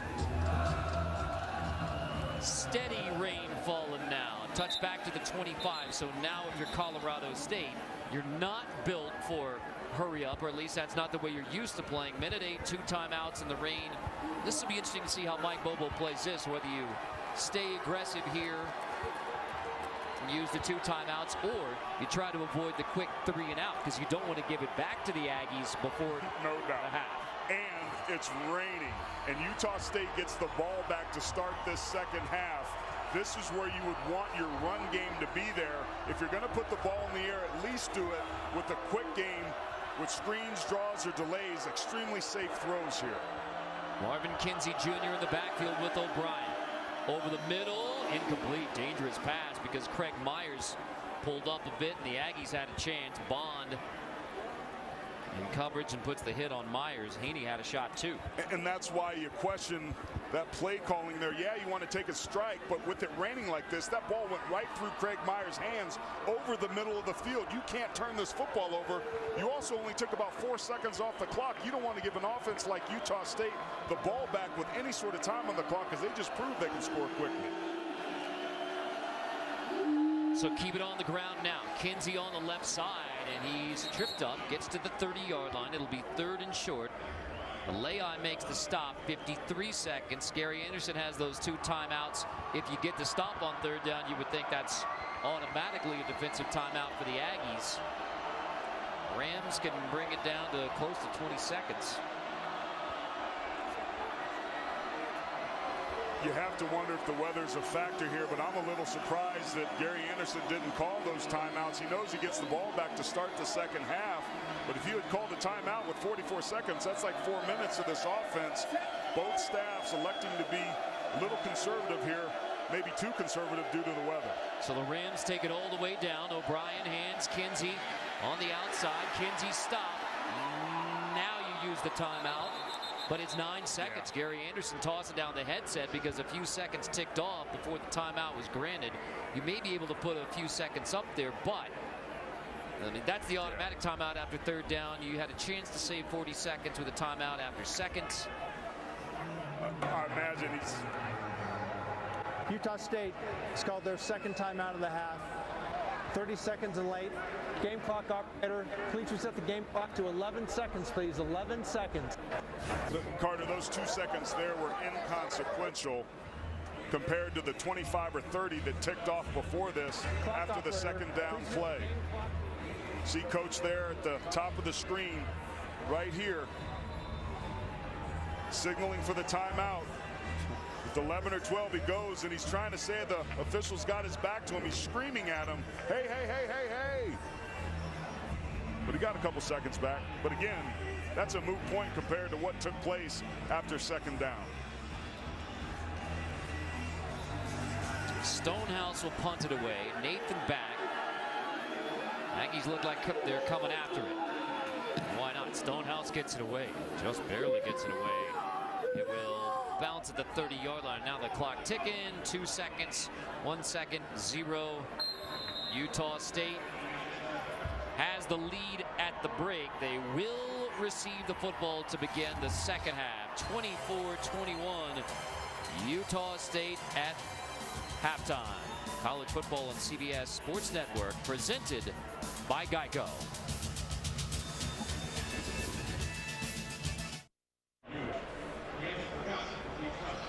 24-21, Utah State on Colorado State at the half in the cold, rain, and snow here in Logan, Utah. Carter Blackburn, Aaron Taylor, Jenny Dell. So many things go right for Colorado State in the first half, and yet it's Utah State who leads it at the break. Man, that was a really interesting first half. Neither team was particularly sharp, but each made just enough plays on each side of the ball to make this an interesting ball game.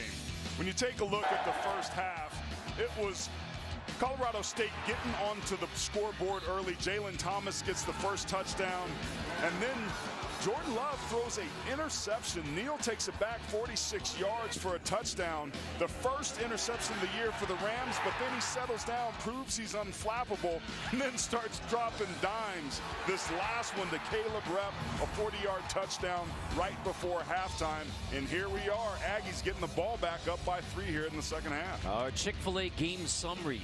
Utah State with 2 turnovers, as AT mentioned. Not only the 2 takeaways by Colorado State defense that had only 2 in the first 4 games. The first interception of the year, and Andre Neal runs it back 44 yards for a touchdown. Aggies 24-21. So Jordan Love bounces back after the slow start. His first interception thrown since the 3 versus Wake Forest in the opener. Utah State, who won last week at San Diego State to go 1-0 in Mountain West Conference play, expect to be a contender. Colorado State's conference opener. Braxton Davis, fair catch. We'll have it at the 26-yard line, not wanting to kick it into the hands of Scarver again, who had the 100-plus yard kickoff return for a touchdown. So Aggie football and Jordan Love. I mean, the last 5 have bounce back performance right now for Love. NFL scouts are loving the fact that he can throw a pick 6 and then settle himself down in the weather. This is great tape to see how he can operate in an adverse environment. But Colorado State defensively, they're making enough plays that Love has to be extremely sharp here in the second half. Continue where he left off in the first. Gerald Bright with them in the backfield. Bright, who fumbled on the opening series for Utah State. Been one of the big differences. The Aggies able to establish a run game where Colorado State hasn't. Bright takes it. Wrestled down at the line of scrimmage. It may have gotten a yard, but Tron Folsom, grad transfer from Troy, makes the stop for the Rams. What you know about Tron? You know, like, would you say you're more familiar with the video game than the movie? I'm back with in the you. day with the motorcycles with the walls. Sure. Oh, picked again. Second interception thrown by Jordan Love. It is picked off, and the Rams have it set up again. Cameron with the INT. Bailey with the INT. Great job there. Again, another out route that gets undercut. And it's Cameron Bailey. Sorry about that, partner, throwing you off there, but just a great effort to undercut that ball. And again, Savion Scarver has another ball picked off underneath him. Jordan Love, back-to-back interceptions in this ball game. When it rains, it tends to pour with him. That was the exact sort of mistake he needed to avoid, giving the Rams great field position. Fake it, and now O'Brien goes back to it, flag down. That's DJ Williams again on the edge. Wildman gets the pressure. Craig Myers there in the intended receiver. This could be holding or interference, a lot like we saw earlier in the game. The contact was sizable.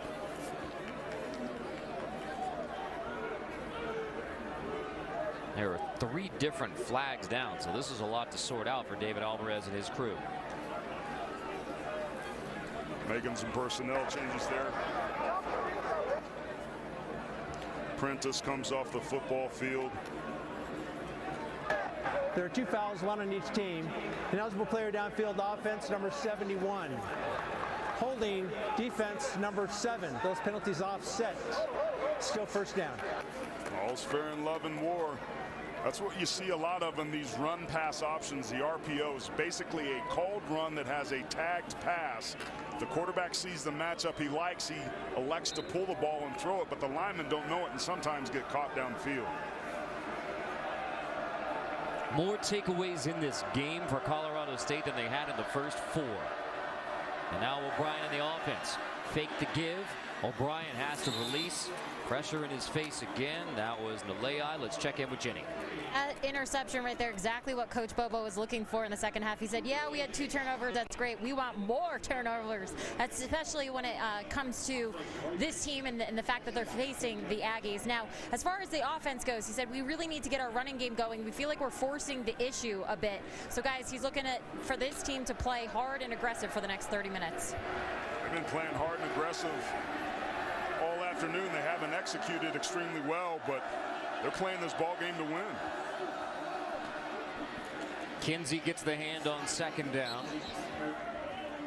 I got to tell you, partner, this Aggie defense has been outstanding in their front 7. Nalei and those boys up front getting after the quarterback, unblocked defensive ends coming. And even Troy Leffridge, the safety, coming up. Colorado State struggled last week on 3rd down, 33% here in the first half. This has been a critical matchup in situational football that the Aggies have dominated tonight. On 3rd and 7, O'Brien on the roll. Pressure picked up, leaves it low and incomplete, intended for E.J. Scott. So 4th down, and the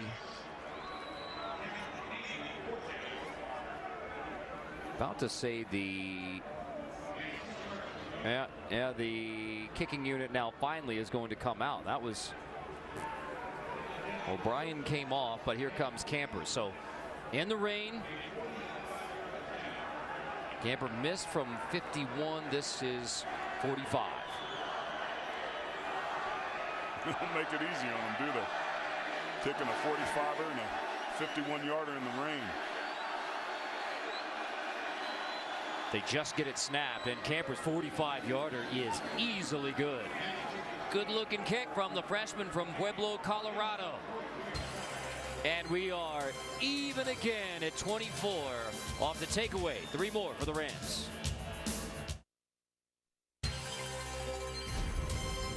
College football on CBS Sports Network is sponsored by Nissan, premier partner of the Heisman Trophy.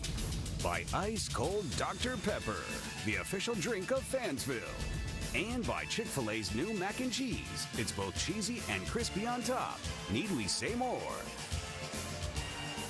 Josh Allen, Wyoming, Derek Carr, Fresno State, and when TCU was in the Mountain West Conference, Andy Dalton and Jordan Love, who was projected as a first-round draft pick after his junior year if he chooses to come out. But this has not been Jordan Love's best performance with 2 INTs tonight. And ATU said, you know, the NFL scouts, one thing they always evaluate is how are you playing and how do you respond when adversity happens. And a pick 6 and now another INT to begin the second half. This is clearly not the perfectly clean Jordan Love night that many expected. Their catch again from just inside the 30. Well, a quarterback has to be at his best when his best is needed, and that takes poise. When you look at Jordan Love, he's got that prototypical NFL size, a silky smooth release. Doesn't even look like he's throwing it hard because he's got a tremendously strong arm. But under pressure, his accuracy drops significantly. Only 33% through the games coming into tonight. And decision making, that's it. A lot of quick games, so he's got high percentage passing, but both those out route balls died on him, giving the DB enough time to react, undercut it, and intercept it. You cannot get away with that in the Mountain West, let alone in the NFL. Bright on the ground on first down. Good push. One of the best of the night for the Aggies between the tackles, and Bright gets 8. Bates on the stop. If I'm Utah State, I'm doing a lot of this. I'm getting my quarterback settled down. I'd also like to see my quarterback's legs get used. Love a couple times carrying it, picking up 10 yards on each. Bright. Enough for the first down. Jamal Hicks, the senior free safety, on the stop, but moved the chains. So many of these coaches are into statistics and analytics. We were talking to Mike Stanford. their offensive coordinator here. He said, hey, if we get that first down, we're scoring 75% of the time. Bright breaks the tackle, and here goes Bright. Tripped up from behind, but he nearly took it all the way. Jackson gets him from behind after Bright trucked a Ram. And this is where the Aggies are dangerous. You see the rain coming down. Remember, Bright fumbled earlier on, but now he's running with power, breaking through tackles. That's been an issue at times for the Rams. We hadn't seen it so far in this game. They've got to get that settled out. This is where the Aggies and Jordan Love can strike quickly. Bright ran right over Keevan Bailey. Got a late substitution. Here's Devin Phillips is going to sub into the game. And Damian Dickens comes out for the Rams. Aggies substituted, so the Rams have a chance to substitute. 1st and 10. Love, pocket breaks down. Love heaves it downfield and incomplete. Flag is down. Hicks there in coverage on rep. Pass interference on the defense. That's a fair fight. Pass interference, defense, number 7, 15-yard penalty and an automatic. 1st down. That's an easy call. Jamal Hicks, you see right there on the right side of your screen. This is a fair fight. Caleb Rep, the tight end. Safety on tight end. Rep fighting back for the ball. But you see Hicks just gets that right hand all in the grill of Rep right in front of the official. They're going to call that every time. All in the grill.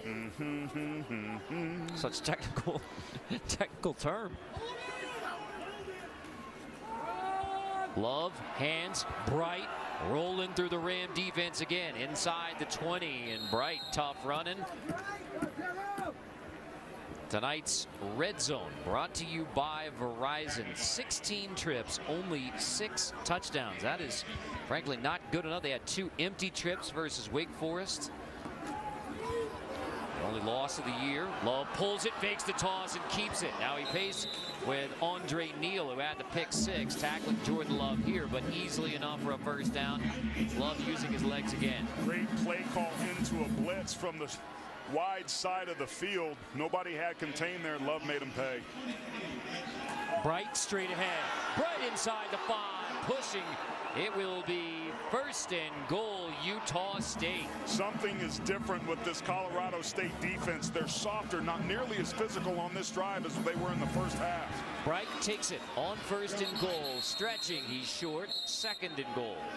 This is a critical possession for Colorado State. Remember, the coaches wanted to see them bow their neck and get some stops. And for Utah State, it's about finishing drives. 0 for 1 so far on touchdowns in the red zone. Kicked a field goal. They desperately want to punch this in. Fumble, loose football, and it's taken away. Neal's on top.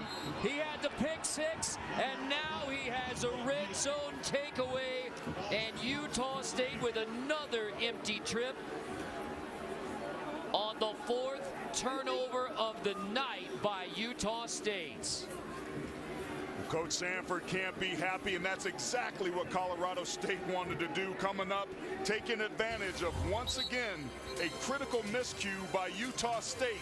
Give some life to Colorado State. The Rams in here at Cass Valley trying to get paid.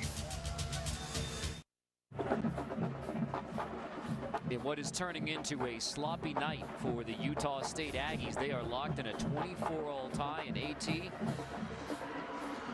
Looks like it's on the QB. 100% on the QB. Mike Sanford, the coordinator, is going to be mad at him. He took his eyes off the ball just before it hit his hands, trying to read the defensive end, possibly keeping the football there. Instead, it's a turnover.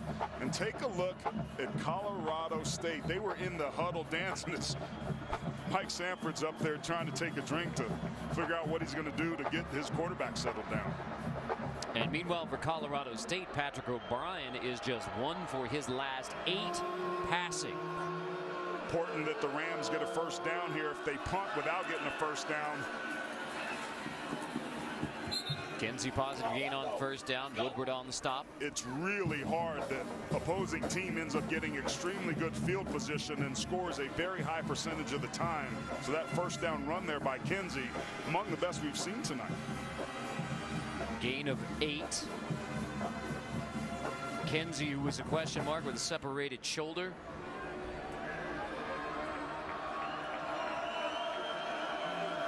A lot of bodies plays in the box there for the Aggies. Kinsey stopped short. It'll be 3rd and short. Tae on the stop. And as you said, AT, this becomes a really big 3rd and 1. Field position, momentum, all of it. 100%. Utah State's defense has been there to bail out their offense. Colorado State's defense has been there, but the offense has struggled to take advantage of some of these great opportunities. Man, when you're trying to turn your season around and you're 1 and 3, a 3rd and inches, you've got to find a way to pick that up. O'Brien under center. Kinsey behind him. Sneak it left. They hand it right, but a flag is down. They had Wright full start right on the sweep. Prior to the snap, full start, offense, number 16, 5-yard penalty. Still 3rd down. Tight end Cameron Butler. It's crucial. Yeah, you're on the road. I think he's here. Yeah, you have 2 men in motion at the same time. Just some confusion there. It's rainy here, but there's a crowd and they're on the road. But you got to find a way to execute that, man. I mean, that's no matter who you're pulling for the game, it's almost heartbreaking when you see that. So now 3rd and 6.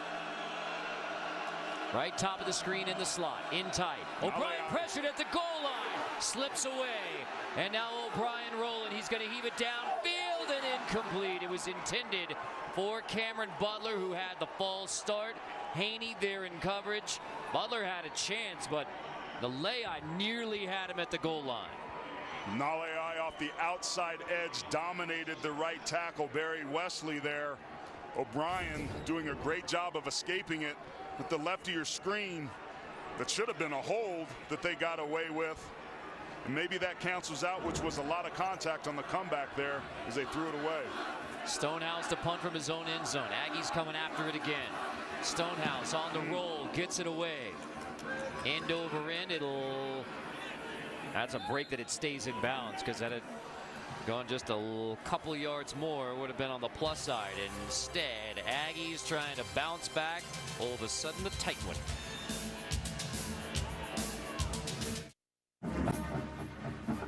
Friday night, 10 Eastern, CBS Sports Network is back on the gridiron for more Mountain West action as the San Jose State Spartans battle the New Mexico Lobos on the 24-hour home of CBS Sports. In this Mountain West Conference matchup, the Aggies turnovers. I mean, this is an amazing turnaround for Colorado State with the takeaways. It's unbelievable. We were talking about Hawaii being -12 and finding ways to win. If Utah State finds a way to win this game with as careless as they've been with the football, it's going to be amazing. But credit the Rams for causing those miscues and taking advantage of them. The offense just can't capitalize. But Carter, take a look at that. Their first game with 4 takeaways since 2017 against Oregon State. Who might have been the head coach there? That was Gary Anderson's Oregon State team, a week 0 loss as Colorado State opened up its new stadium. And now 4 takeaways in this game. Love pulls it. Love takes a big pop. Yeah, that was Logan Stewart. Manny Jones in there as well with a big blow on Love. You go back to last year, only 12 takeaways. 16 games, 14 takeaways for Colorado State, and then 4 tonight. That's quite a turn. Terrell shoved out again right in front of the herd. The vocal Utah State student section trying to lobby for a flag. Vocal and loyal. It's coming down pretty good. That's right. And these guys been in the game the entire time. And women. Guys generally neutral gender.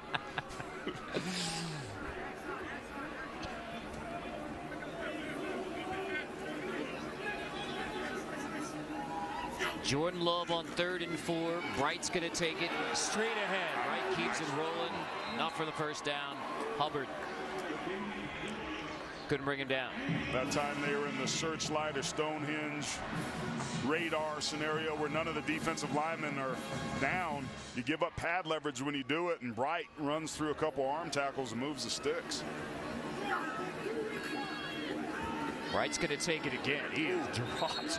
Boy, Cameron Carter, the sophomore from Tucker, Georgia, tough tackle. Sure was. Wright had that leg a little bit up underneath him. He is Cam, the Ram. I'm telling you what, these backs run with some power. Wright's more of a scat back build, but he can be a thumper too. Love pumps, tosses on second down. It is incomplete. Intended for Scarver. A lot of contact downfield. No flags. That was Crossley in coverage. 3rd and 11 coming. Been a couple times in general for most of the games. They have a couple big plays that the Rams have played pretty tight coverage. They've given up some big ones. They've also forced Jordan Love to pull the football down and disrupted some timing.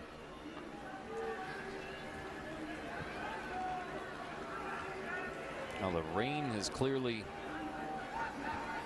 loosened the grip of the Aggie offense that has rolled to 48 points per game, over 560 yards coming in. Love pressured, has to get rid of it. He's hit from behind as he throws. It's incomplete. Bomback lays a pretty good lick on Jordan Love. Punting unit comes out. Bomback just beats the left tackle, applies some pressure there late, and again, pretty good tight coverage. Love forced to throw the football, and that's a great response by the Rams defense. After their offense couldn't convert the first down, they didn't give up but one first down there, and they're going to get this ball back, keeping the Aggies out of the end zone. Callister took over punting tonight, had his first block. Fair catch called for, boy, that's Wright, who has to make a nice play to even hang on to that one in the rain. Tied 24 still.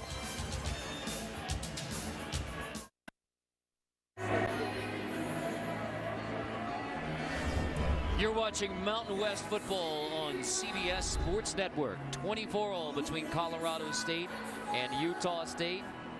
Take a look at our Nissan Heisman watch. I mean, Jalen Hurts' numbers right now are ridiculous for the Sooners. Whoa, whoa, whoa. He did throw an interception today. Okay. Along with 3 touchdowns. Coming into this game, he had 3 more incompletions, 12, than he had touchdowns, total 9.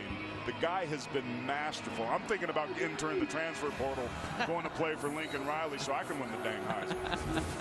Well, his competition, Tua Tagovailoa, is that, I mean, other notables, but I think right now, those are your 2 front runners, formerly teammates, obviously, with the Tide. Kinsey, first down, nothing there. Let's check in with Jenny Dunn. Utah State is going to be without one of their star running backs, and Jalen Warren for the rest of the game. It looked like he went down right before halftime. He just came out wearing street clothes, and he is out with a shoulder injury, guys. Major loss for the Aggies tonight, and potentially moving forward, because he had been terrific for Utah State. Outstanding. The featured back, the chance to be special. We hope the young man's okay, because he's a big part of this offense. 2nd and 10. O'Brien incomplete. Misfire, left it high, intended for Trey McBride. 3rd and 10. Yeah, something didn't look right on that play. He double pumped it as well. It's coming down pretty good. So grip and ball security certainly an issue. Utah State has only rushed 4 on several 3rd downs and able to get home. It's critical that the offensive line stay square, pass off the stunts, and that O'Brien find the open receivers. Everybody's got to work in unison here. You get stuffed on 1st down, incompletion on 2nd down, you bring up 3rd and long, you got to find a way to get this done. Well, Mike Bobo said it's going to rain good. I want it nasty. Well, here it is. O'Brien and the Rams trying to play through it as well. On 3rd and 10, quick hitter to the outside, into the hands of Wright on the screen. Wright gets a few, but nothing more. So the Rams go 3 and out. Jacoby Wildman there on the stop on Wright to force the punt. Great job of reading and reacting that time by Utah State's defense. They triggered right away, expecting pressure. They run a quick screen. The tackle got out there a little bit late, forced the back to change direction, and the Rams punt again. So Nathan right now is standing on the plus side of the 50. He'll back up a bit. Aggies have come close. Blocking Ryan Stonehouse, the 2nd team All-America punter last year. Stonehouse gets it away. Good punt. That is a great punt. It goes out of bounds right around the 40-yard line, but Stonehouse unleashes a good one. 42 yards, but in the rain and all that, our Geico difference makers, Gerald Bright, after the fumble in the first quarter, he's had to bounce back and carry the load after Jalen Warren has been out with that shoulder injury, 100 yards. But the Ram defense stepping up majorly tonight. Came into the game with only 2 turnovers in 4 games. They've had 4 tonight, 2 interceptions, one of which was a pick 6, a fumble recovery, a sack. And don't forget what they've done on the punt block team. They were able to eat a little bit there as well. They're giving themselves some chances. This second half is going to be about these teams managing the miscues and handling the weather. I mean, say rain, but it is clearly, well, with temperatures in the 30s right now, it's snow as well. On the outside, huge hit. Andre Neal, playmaking all night, drops Jordan Nathan for a loss on first down. Neal is playing tremendously tonight. Great instincts, read it right away. To make a play like that, that comes from film study and being a baller. Love gonna pull it on 2nd and 12. Blocker on the edge. Wrestled down. Carter makes the stop. Had Rep blocking for him. Love's legs are just good enough to make the defense respect it. The zone reads when you blitz from the field. He can keep it, pull it, take it to the house. His ability to read the defense after the snap in certain situations is impressive. Snap issues the last couple of games for the Aggies. Wet football. Had the turnover in the red zone when Love dropped it on the snap. All of that factors in for the final quarter plus 5:20 of this football game. Man coverage again. 3rd and 6, pressure. Love picks it up, fires, incomplete. Intended for Devin Tompkins downfield. No flag coming. 4th down. And the punt unit comes out for the Aggies. Ball just a little bit off. That's one of the things that Love does well, is has that nice deep ball touch. 3 types of passes. The touch passes, the frozen ropes, and the firm arc with touch. That's what that was. It was just a little off target.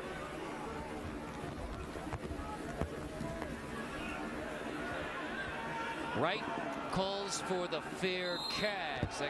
That should have been, yeah, kick catch interference. Although Wright handles it. Looked like Rep was down there and gave him a little bump. Jordan Love, an up and down night.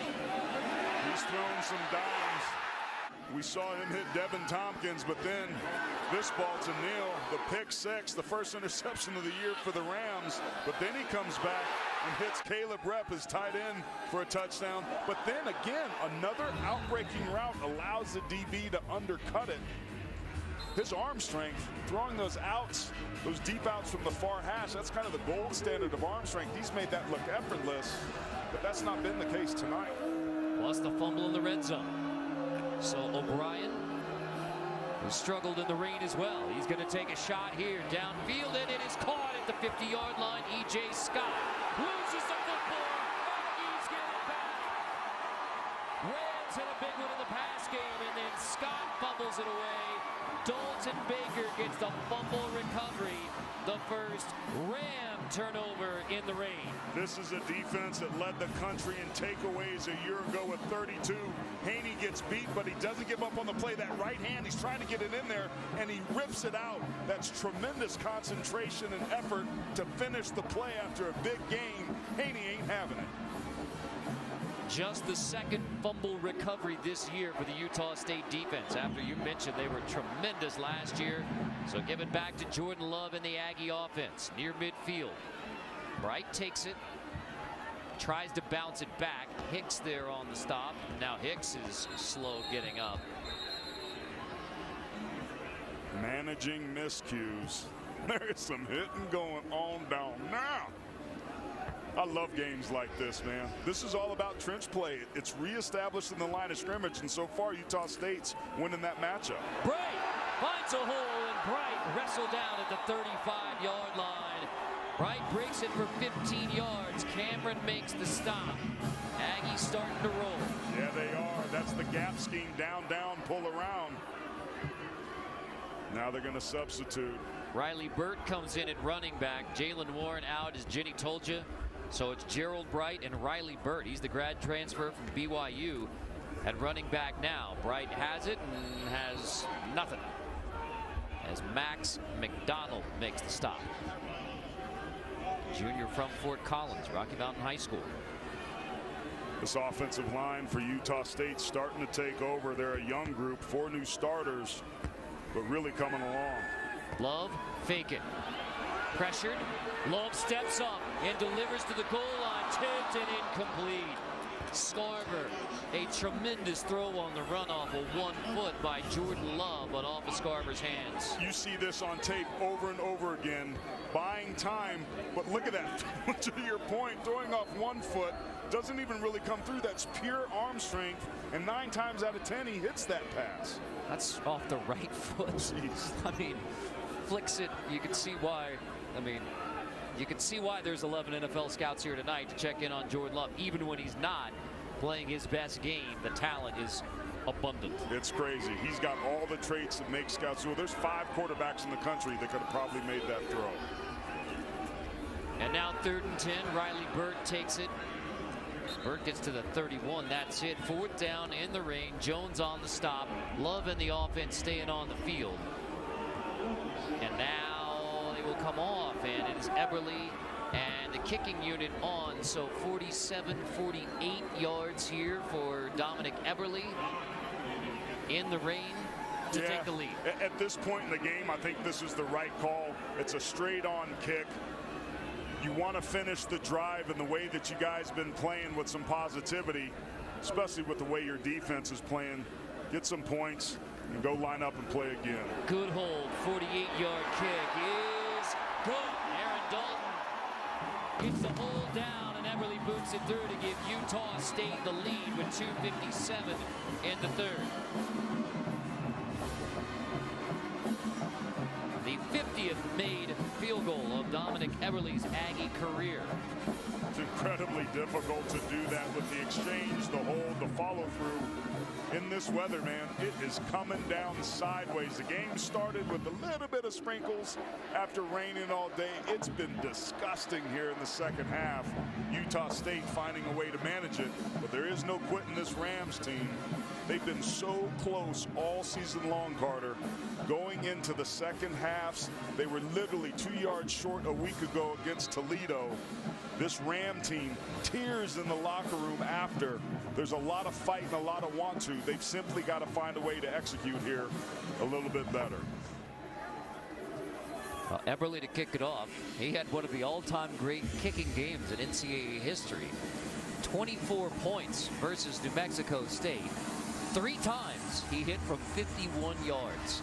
Exactly 51 3 times. Tied the NCAA record. And now Eberle gives Utah State the lead. That is a fair catch, so Colorado State will have it at the 25-yard line.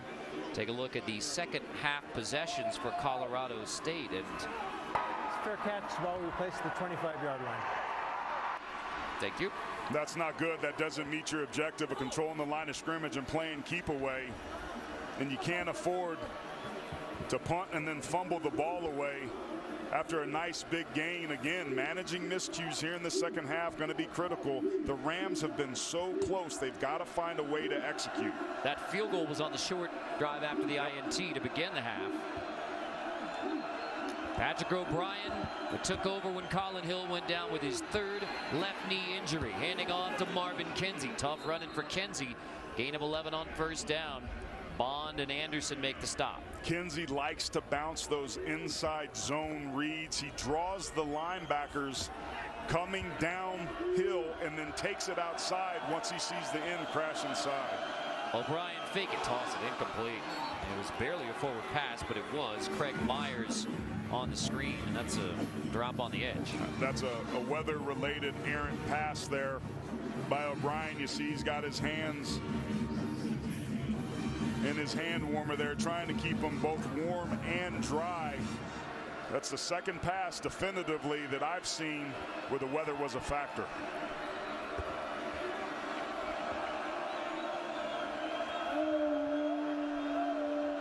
Too many 2nd and 10s.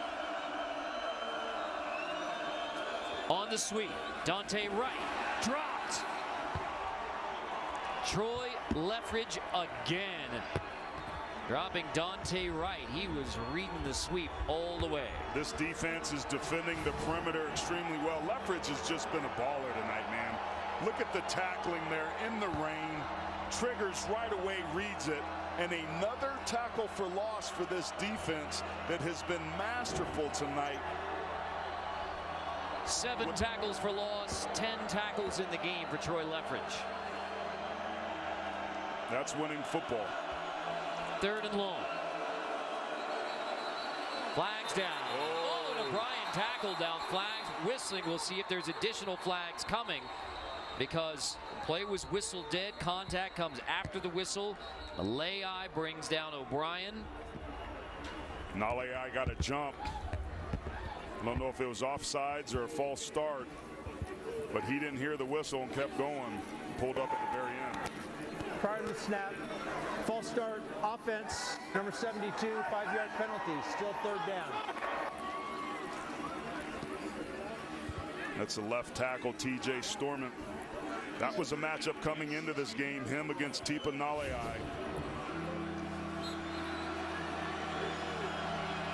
Here he is here. He knows he's got a speed rusher there, so he wants to get a little bit of a jump, plus the crowd noise was there.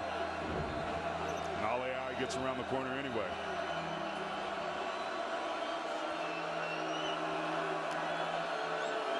Low snap handled, 3rd and long. O'Brien zips it complete. Good tackle on the edge. It was McBride who made the stop, and then Haney, he may have borne the brunt of that hit on the tight end McBride. These Aggie corners are tough tacklers, both Williams and Haney. Yeah, they are, because McBride's not a small load of laundry. But to your point, man, these guys have been tackling extremely well. Nowhere to throw the ball. How many times have we seen O'Brien have to pull the ball down? The passing game's all about rhythm and timing and that chemistry, and it's been off all night because of Utah State across the board. Stonehouse. Boom. It's another good one away. We'll see if they can get it, and they do. Inside the 10. What a punt. Perfect punt from Ryan Stonehouse, the junior from Laverne, California. Modern day. That's teaching tape right there. Clip that one and put it on your clinic reel in the offseason. 57-yard punt from Ryan Stonehouse. That flips the field for you and increases the chances significantly of your defense finding a way to stop this high-powered offense. And if I'm Utah State, it's pretty clear I want to feed Gerald Bright, because the interception and the fumble, then back-to-back punts ain't going to win you this ball game. Let T.J.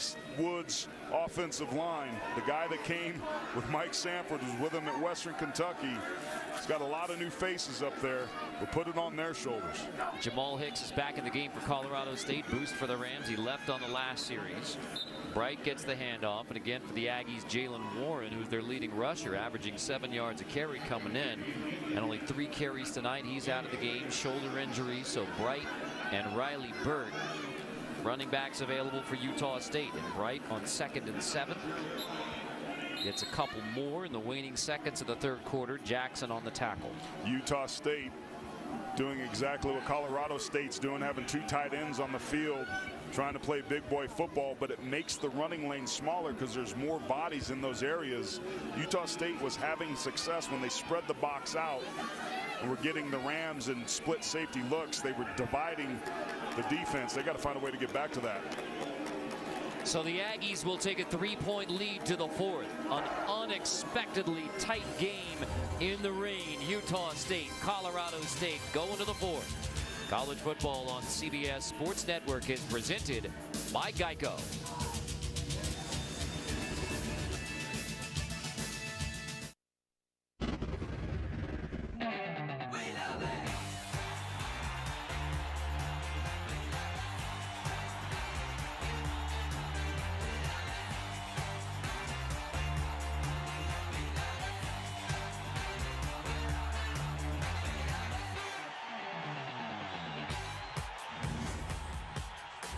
On a soggy night in Logan, let's see whose stats are stacked tonight Brought to you by Pringles. I would say the Colorado State defense with 4 takeaways lead those stacked stats. No doubt. They've given themselves some opportunities. Remember, Utah State was heavily favored in the game a year ago at mid-November. It ended up being a 5-point game. The Aggies won it 29-24. This is shaping up to be very, very similar to that contest a year ago. Right, good push. First play, but he's not going to get there. First play of the fourth quarter, 3rd and 4, and looked like he got 3. Bates there on the stop. This is the right move here. Your defense is playing outstanding, making it really difficult for Colorado State to move the football. But credit the Rams again, some early down success and being able to bow their neck on 3rd down, force the punt. Feel very wet on this end. Already a punt block for Colorado State.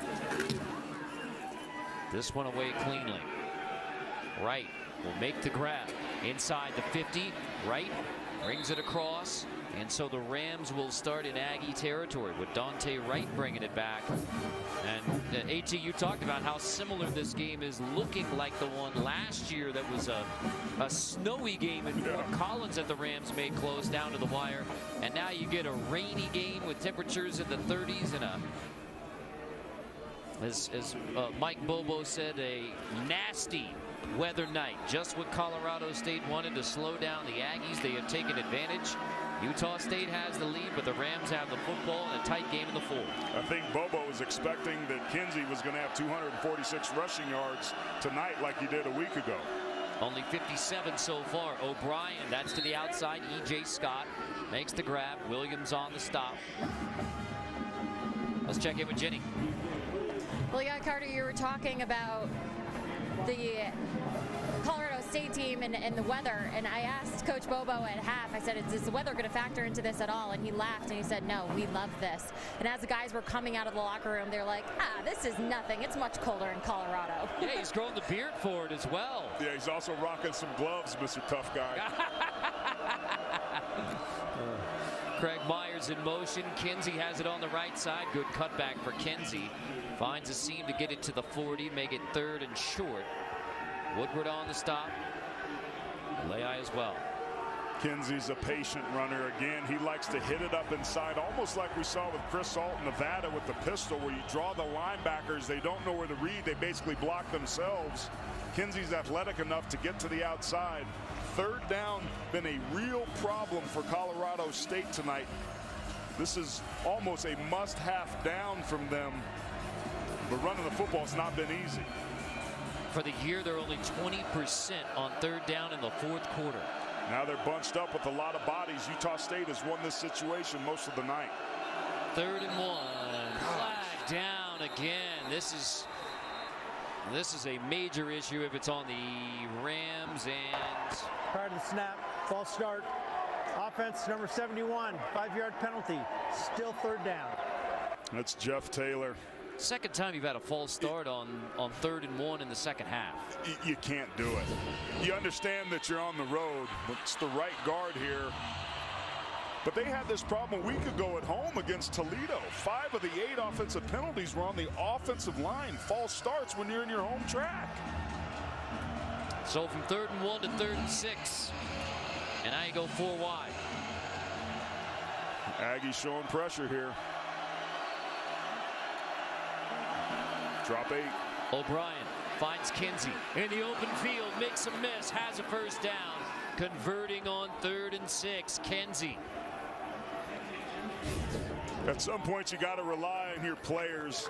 He jukes Haney, who we've seen make some great tackles tonight, puts his foot in the ground. As wet as it is, offensive players have an advantage because they know when they're going to cut. Kinsey doesn't mess around, punctures the defense, gets north and south, and makes up for the false start on 3rd and 1, as you mentioned. 3 straight completions after the struggles for O'Brien. Kinsey lost the football. It's loose, and the Aggies have it. Kinsey fumbles Utah State. Second takeaway of the second half for the Aggie D. That might have been David Woodward. Onalea comes out of the pile with the football. It's clearly Utah State. It was Woodward who knocked it free. And Kinsey gives it up.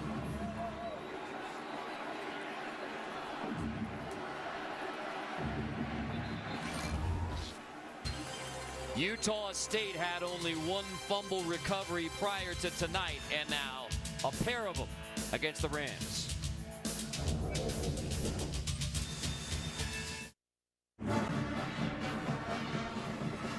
Buckets of rain here in Logan, Utah. Aggies lead it by 3. Fumble by Kinsey. Well, Gerald Bright has fumbled it a couple of times, but pound for pound brought to you by Rogue Fitness. It's not the negative. It's what Gerald Bright has done carrying the load, especially with Jalen Warren out of the game. Well, look at you, Mr. Positivity. Yeah, right. I love it, man. This kid has been running hard, and in my opinion, has been the difference maker tonight. He's been running rogue through that Colorado State defense. 127 yards so far, 5.3 yards per carry. His longest run's been 15 yards, so it's not like he's padded his stats. He's earned every one of those buck 27. You would say he's been a bright spot for... That's the appropriate response to that cheesy line. Nerd alert. Love flings it to the outside. That is Scarver who makes the grab and gets out of bounds. Well,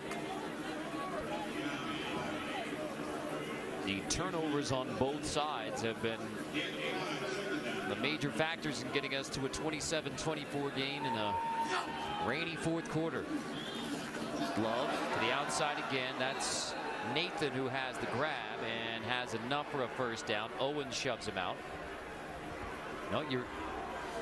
Let's see. Was he marked? Yeah, you're right. Short. I thought Nathan had it, but clearly did not. It was a great opportunity for Colorado State. Remember, center quarterback exchanges have been a problem. Right now it's first down. Right gets to the 45. He's just running through dudes' arm tackles, man. Daquan Jackson, the inside linebacker there, number 5, met him basically at the line of scrimmage. And Bright ran through him like he wasn't even there. Jackson's a pretty good run stuffing linebacker too. From the 45, Bright again. Good push. Now Bright is carrying the football and carrying the Aggies here in the fourth. This is how you ice games. You get into your 4-minute offense and you control the line of scrimmage. Kinsey had the fumble to give it back to the Aggies. Flag is down. False start on the offense. Prior to the snap, false start. Offense, number 11, 5-yard penalty. Still second down.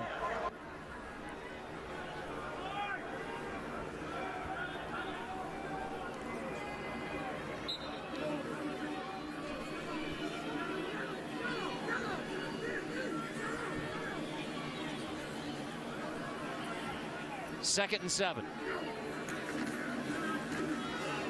Love pulls it, and Love easily has a first down. Didn't shy away from the contact either. Stewart shoves him out, but that's a gain of 11 for Jordan Love. Defensive end just crashes down. Love pulls the ball and the quarterback read. That's the 4th time tonight we've seen it keep it. He only came into this game, Carter, with 9 runs. They hadn't dialed up his legs, but he's been really effective tonight. And now Bright. Well, he's dropped. That's Stewart who comes up to make the tackle on Gerald Bright. And Bright's going to have to come out. So he slowly comes out. Riley Burt have to relieve him. Oof. That's a tough tumble. Yeah, it is. We've already lost Jalen Warren.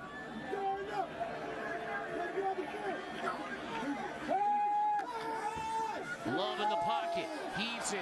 It is incomplete. Tompkins nearly had the grab for another Utah State touchdown. Talking with Mike Sanford, he said we have to beat man-to-man coverage. The way that you do that is to isolate or cross the receivers. That time Devin Tompkins had a step and was just outside his outstretched hands. Missed opportunity there. Going for the home run ball, nearly the 3rd touchdown pass for Jordan Love to go with the 2 INTs.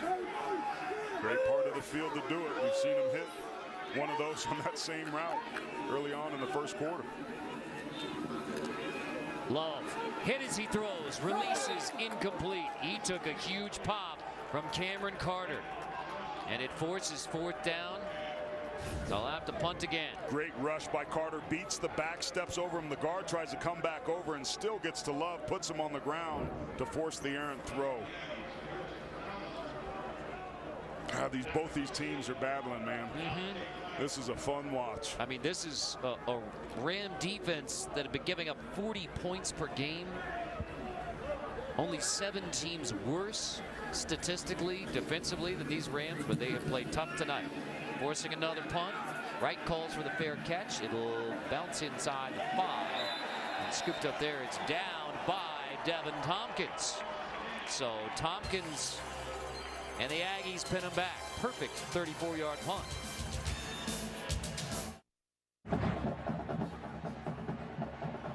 Gerald Bright, who came out for Utah State on the bike right now. They will need those legs in the 4th. Let's revisit Taylor Tracks. Well, the Rams offensively tried to play keep away, but it's been pretty balanced in terms of time of possession, limiting big plays, 2 touchdowns, 4 of which were over 30 yards.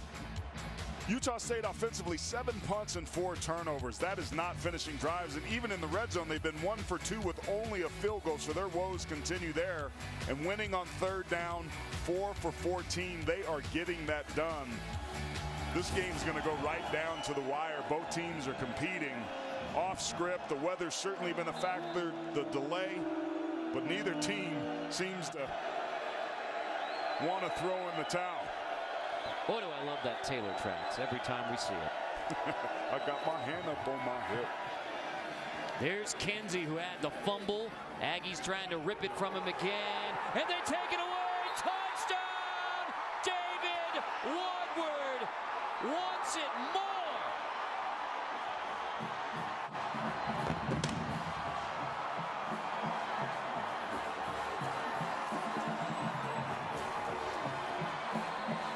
Right out of the hands of Marvin Kinsey Jr. Back-to-back fumbles by the senior running back for the Rams, and this one turns directly into 6.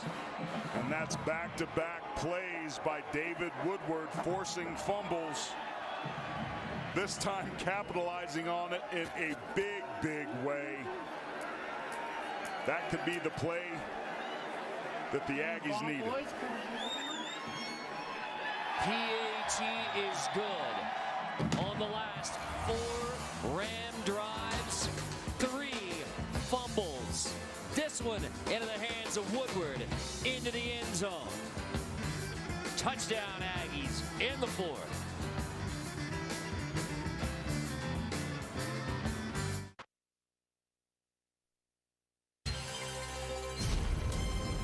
College football on CBS Sports Network is sponsored by Werner. Step up your game with Werner Ladder. By Rogue. Don't weaken. And by Pringles. Stack flavors. Make new ones.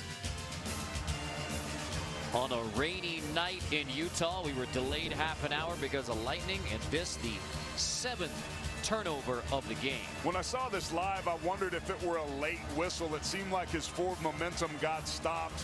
The officials are making him play. Clearly he's frustrated. I like the call by Bobo to get Kinsey back into it, show you have some confidence. But to your point, Carter, old David Woodward and Utah State on that series wanted it more. Everly's kickoff touchback. Let's check in with Brent in New York. Carter, Aaron, about 80 miles south of you guys, Tyler Huntley hooks up with Samson Nakua, 52-yard touchdown strike. Utah leads Washington State 14-10 in the 2nd. Yes, indeed, here in the Beehive State. We're just northeast of Salt Lake City in Logan, Utah, where the rain is still falling. McElroy's in the backfield right now for Colorado State. So after Kinsey's back-to-back fumbles, he's on the bench right now. O'Brien, deep shot, and it is incomplete. Good pop from Leffridge, right the intended receiver. That ball was severely underthrown, but still had a chance. We've seen Wright drop a couple balls tonight. Utah State's receivers have come down with those when they've had those opportunities, but it was there. Wright turns around, adjusts to the football. There was contact, it looked like, with the right hand of Leffridge grabbing the arm of Wright. Maybe got away with a little bit of pass interference there. Nonetheless, it's 2nd and 10.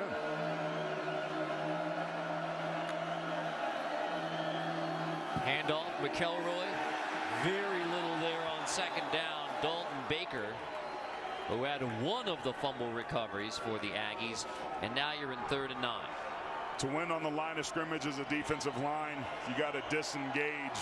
Great job that time by the front four of the Aggies. And another 3rd and long situation. They've won the first 2 downs of this series. Can they get home and get pressure with 3?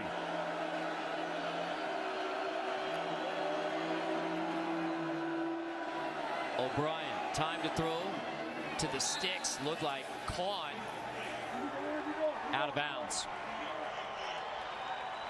Blanket coverage again. The Aggies, when needed, have really limited the windows for Patrick O'Brien to throw the football. O'Brien's having to hold at that time. Utah State only ran 3, but these are very late, slow breaking routes. And when that's the case, you're going to end up doing what you're doing here. 3 and out for the Rams. 5th 3 and out. Stonehouse punting for the 8th time. It's their biggest offensive weapon. Yeah, Nathan backing up. It hits. It will go out of bounds right around the 25-yard line. But another good punt by Stonehouse. So Aggie football with a 10-point lead in the 4th.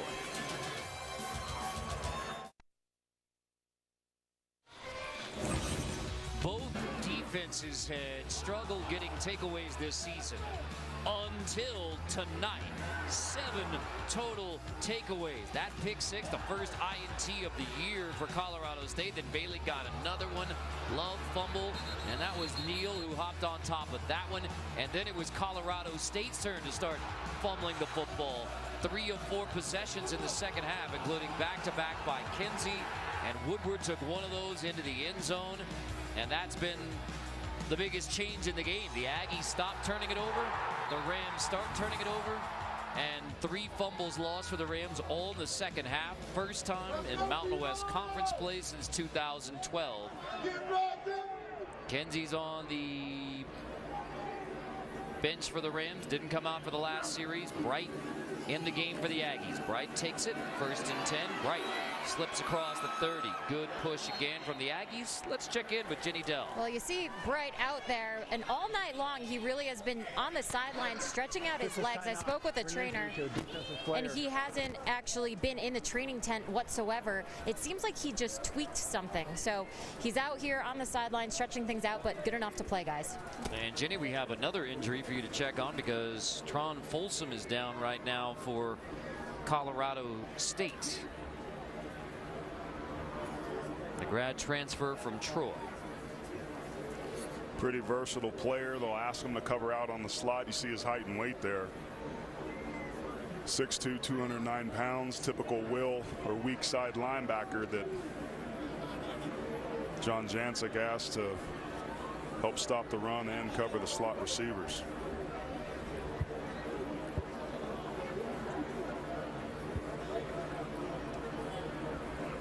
Folsom will need help getting back to the Colorado State bench.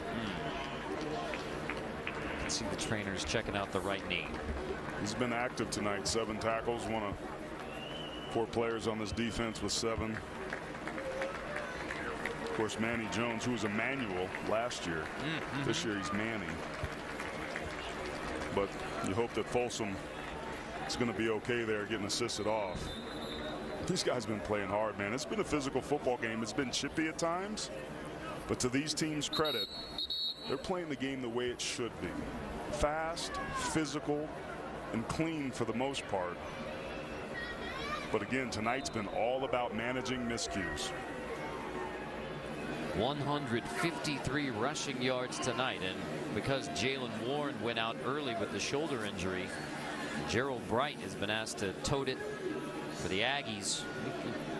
Solid numbers. He was averaging 5 yards a carry coming in. Yeah.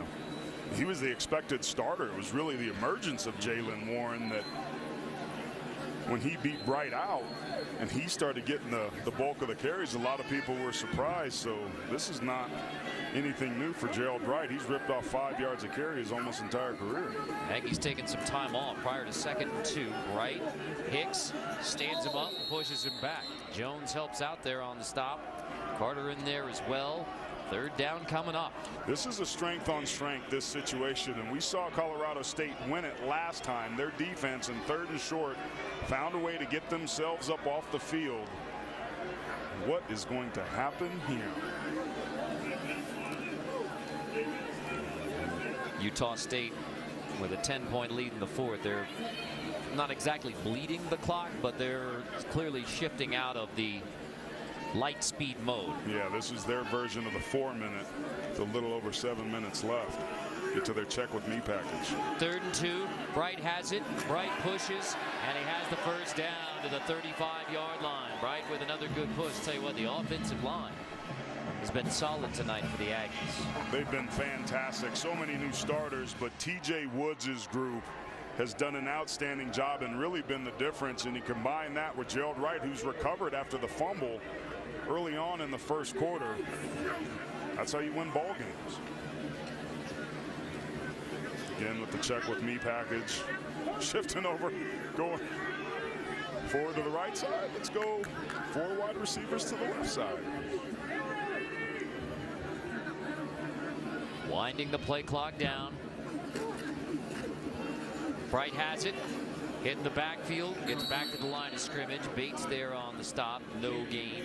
Nice job by Bates that time, using his hands and setting the edge. Beating the left tackle, Alfred Edwards. And there's a look at TJ Woods there. Was with Mike Sanford at Western Kentucky. Utah State, man, you watch these guys on tape. They play physical. There's a lot of new faces there. They've had some snap issues, but when they've needed to get things done and protect their quarterback, only 3 sacks on the year so far, one of which was tonight, 2 in the first 4 games. Been pretty impressive. Love lets it fly. It is tipped and incomplete. Intended for Tompkins again. Marshawn Cameron knocks it away. Transfer from Northern Colorado. Cameron just punches that right hand at the right time. That was beautiful timing to disengage the ball from the receiver at the highest point. Forcing 3rd and 10. So the Aggies trying to run clock, get 1st downs, and now you're in 3rd and 10, and critical here for the Rams. Down 2 scores, 5:37. You got to get pressure. Don't give Jordan Love time to throw the football. And here comes the pressure. Screen. Aggies running into that pressure. Stepping up to make the stop. Logan Stewart forcing 4th down. Great open field tackle by Stewart. That's the perfect call for that defense. They brought 6 and they were able to get the football in behind it. The 3-7 comes up, makes a great tackle. Now Utah State considering going for it here. Now Love is coming out. I think maybe you're just going to wind it down and take the penalty here. Right. Maybe, well, I mean, the punt unit comes out with 15 seconds. So going to have to get it away in a hurry. Or maybe you don't take the penalty and it was just slow getting out there. So if they had went for it, I might have cursed on TV. I don't want that to happen. Fair catch at the 15-yard line from Dante Wright. So 4:48 now or never for Colorado State. If you're going to pull off the upset late, I mean, they have fought. This was supposed to be the Aggies rolling, but the rain has been a factor from the get-go. We were delayed 30 minutes because of lightning. 7 turnovers in the game, but Patrick O'Brien filling in for the injured Colin Hill has a chance to rally the Rams late. Yeah, and who's not out on the field is Marvin Kinsey. Marcus McElroy, number 32, more of a straight line, inline runner. But scoring quickly is what they need to do down 10 on the road. The Rams want to win this. They're going to have to do something they haven't done for 3.5 quarters. O'Brien bobbled but caught. Dante Wright has 11 on 1st down. Woodward makes the stop. And for Utah State, You want to bend, but don't break. Keep everything in front of you. You cannot give a cheap, easy score here. If you're going to let the Rams score, make them earn it. McElroy hitting the backfield, slips away from Nalei, who makes another good push. Unga finishes it off, no gain. This is Tipa Nalei's best game he's had, maybe since he's been at Utah State. Certainly this season, the coaches were expecting and wanting to see him step up, to flash, to make difference-making plays, just like he did there. He's been a factor in the pass game. He's been a factor in the run game, and that could prove to be a big difference.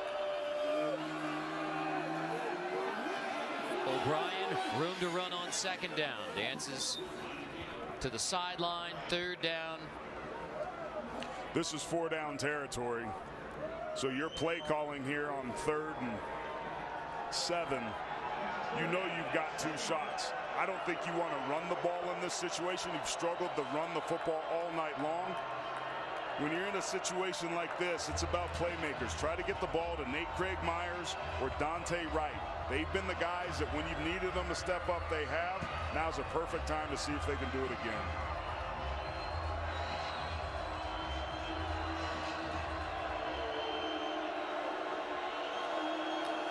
Third and 7.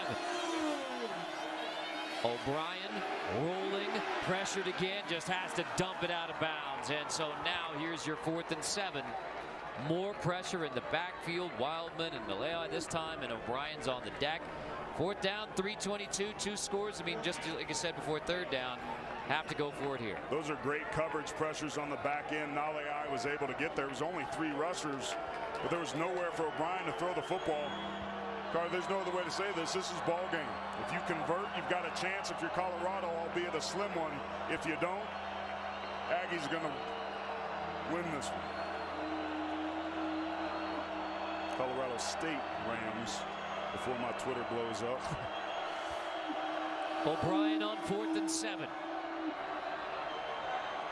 Check down. McElroy dropped. Woodward gets the stop on 4th down. And the Aggies take over with 3:15. Closing in on 3-1, 2-0 in the Mountain West. Credit the coverage on the back end. No place to deliver the football. He takes the only option he's got, which is McElroy. And Utah State knows that with that stop, this game is all but locked up. Devin Anderson going Shawshank.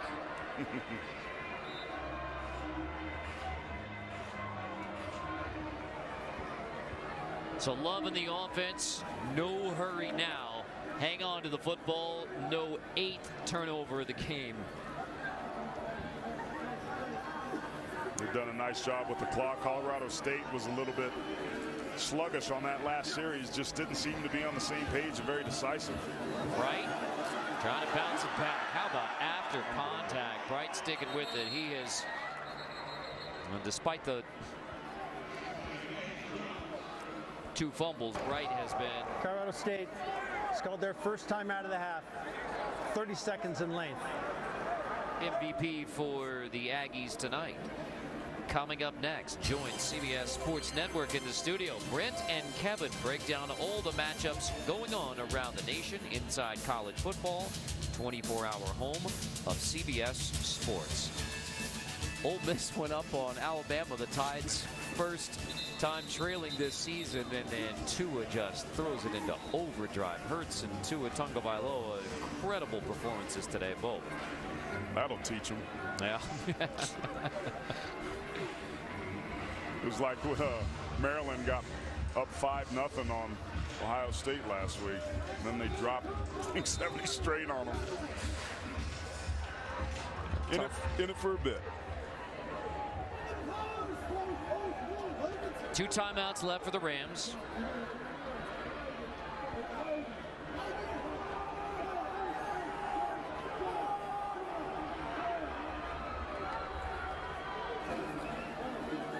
Bright on second down, about a yard short of the line to gain. He's running hard, man. The play before that, he ran through the tackle of Logan Stewart. That time he ran through the arms of Manny Jones, who hit him in the backfield. Yeah, no timeout here from the Rams. Take one after first down, but not after second down. You get the stop here on third. You would have to need one. This is a chance for the Aggies to run 35 seconds or more off. And yeah, we saw some interesting clock management early on by Utah State, calling a timeout and then not. Now Bright, nearly a moot point now as Bright pushes the pile. First down, Aggies.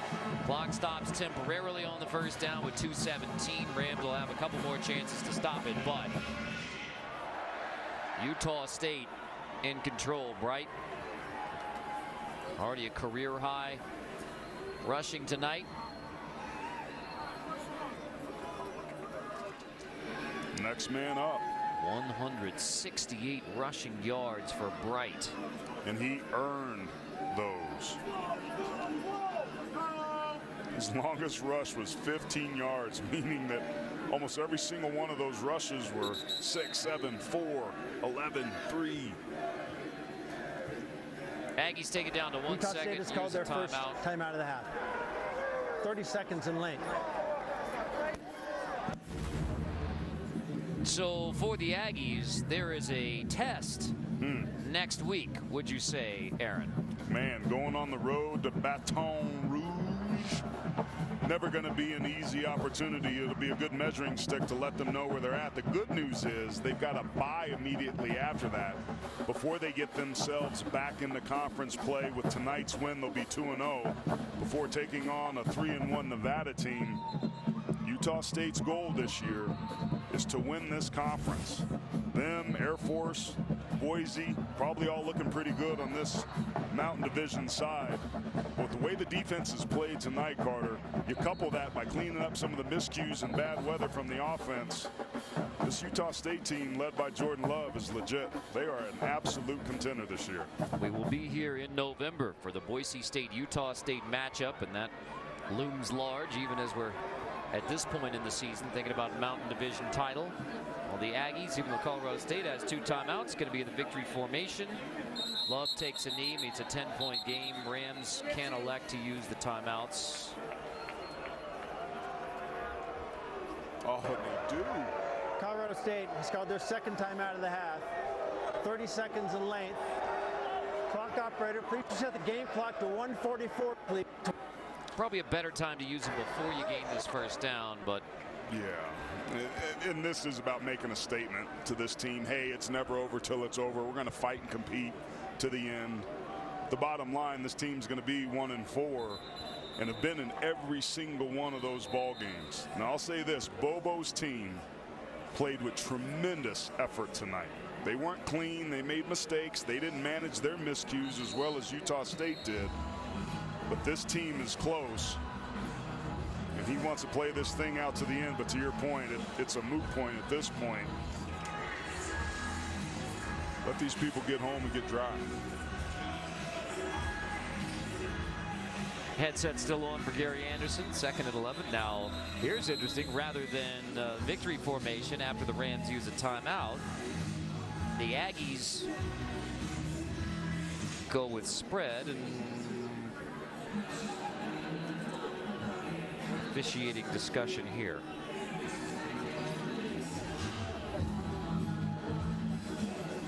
David Alvarez and crew.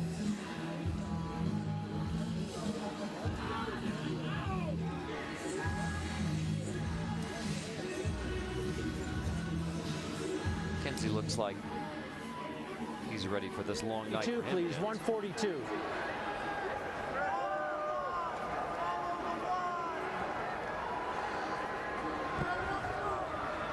Thank you. 2 seconds. Okay. Every second counts, Carter.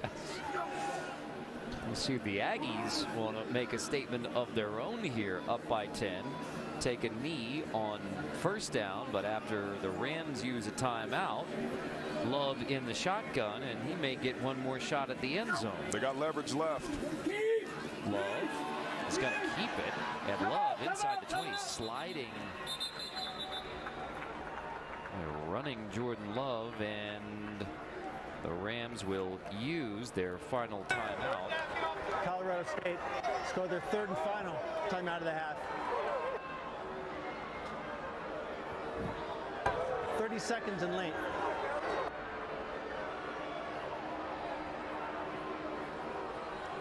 Never too late to tell you that tonight's Red Zone is brought to you by Verizon. Utah State. Now the Red Zone numbers have not been good for Utah State all year. 2 trips tonight, a field goal and a fumble. But touchdown is your goal in the Red Zone. Obviously, you want to be 75% touchdown, and the Aggies not close. They've got to get that sorted out. They're an explosive offense. They score at a great clip. They've got tremendous athleticism on the edge. But yards don't matter. You got to convert. When you kick a field goal instead of getting a touchdown, you leave 4 points off the board. That's the same as missing a field goal and an extra point. They're 35% touchdowns on the season right now, Red Zone. About half of where you want to be. 75% was always our goal. If we were 75%, we're among the best in the country. And you win a lot of ball games scoring 7 points when you're down inside. Rams out of timeouts. Love's going to hand off. Bright on the left side on 3rd and 7. He stood up. You got 4th down coming. Rams cannot stop it, so you're going to roll inside of a minute before you snap it on 4th down. So Colorado State may get the football back. The offense staying on the field. I mean, it would take a miracle right now for Colorado State. Less than a minute, 2 scores. Offense staying on the field right now, and if you're Utah State here, if you get 4 yards, it's officially ball game. And Anderson will let it run down prior to 4th down, and then use his timeout. Utah State scored their 2nd timeout of the half.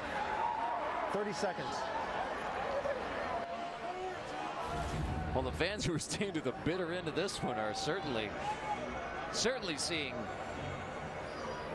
this one to the end. So San Diego State is next. New Mexico for the Rams. And like you said, I mean, been in these ball games. The 1 win over Western Illinois. That Arkansas game was really tight going into the 4th, even though it ends up being 55-34. And look what happens to them when they get into November. Air Force on the road at Wyoming at altitude, and then taking on a Boise State team a lot of people think are good enough to win this conference, myself included. And potentially on to the New Year's 6. Have to be the conference champion, though, to get there. How about Hank Bachmeier, their quarterback? Yeah. Is there a tougher young freshman signal caller in the country than that kid? Bo Nix in that discussion as well. Yeah, he's got moxie, man. The bigger the game, the bigger the moment, the slower his heartbeat. 4th and 3. Right inside the 10, and the Aggies will go to 3-1, 2-0 in the Mountain West. No chance for the Rams to stop it now. When you're in a ball game like this, it's about the offensive line taking over. TJ Scott's unit did a great job. And Dominic Aliafua, the center, right there with the key block. Just an excellent job after the errant snaps. When it mattered most, Utah State managed the miscues better. And it was ugly, but they got it done.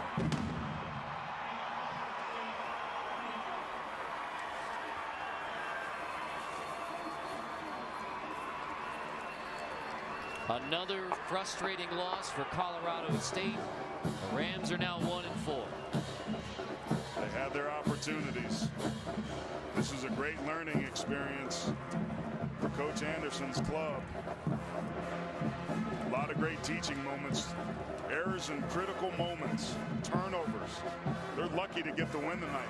Bottom line. And for Bobo, just keep chipping away, man. Chop wood and haul water. And Ginny Dell is with Gerald Bright. All right, Gerald, a career night for you. You can tell that you're not at 100% physically. What is it inside you that keeps you going? Just to know my team. My guy, Jalen Warren, went down. Coach told me I had to be a war daddy, so. Warden, that's exactly what you were here tonight, and also a great job by this defense. What'd you see in their play? I love the defense. You know, they played with great intensity, and they did everything they were supposed to do for us to get this done. Now, 2-0 in conference play. What's the ceiling for this team? Well, it's big time. You know, the expectation is to be Mountain West champs, and we're not going to stop till we get there. Congratulations on a great win. Ma'am, thank you. War Daddy Gerald Bright. Oh, tough running when Warren went down. Bright stepped up, and the Aggies get to celebrate in the rain. 34-24 for Aaron Taylor, Ginny Dell, our entire crew. I'm Carter Blackburn. This has been a presentation of CBS Sports Network, the 24-hour home of CBS Sports. Aggies win it over the Rams. Now we send you to Britt Stover and Kevin Carter in our New York studio for Inside College Football.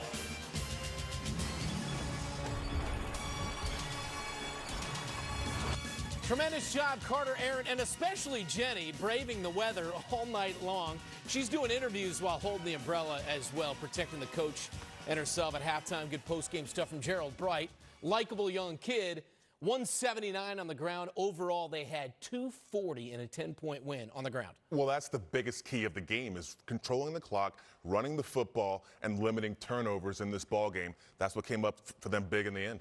25 first downs to just 11 for Colorado State. We talked about Jordan Love. He's a guy you love. 17 of 33, 204, 2 touchdowns. And again, they are 3-1 now and begin Mountain West play at 2-0. Kevin and I are coming right back with a fresh 30-minute edition of Inside College Football right after this.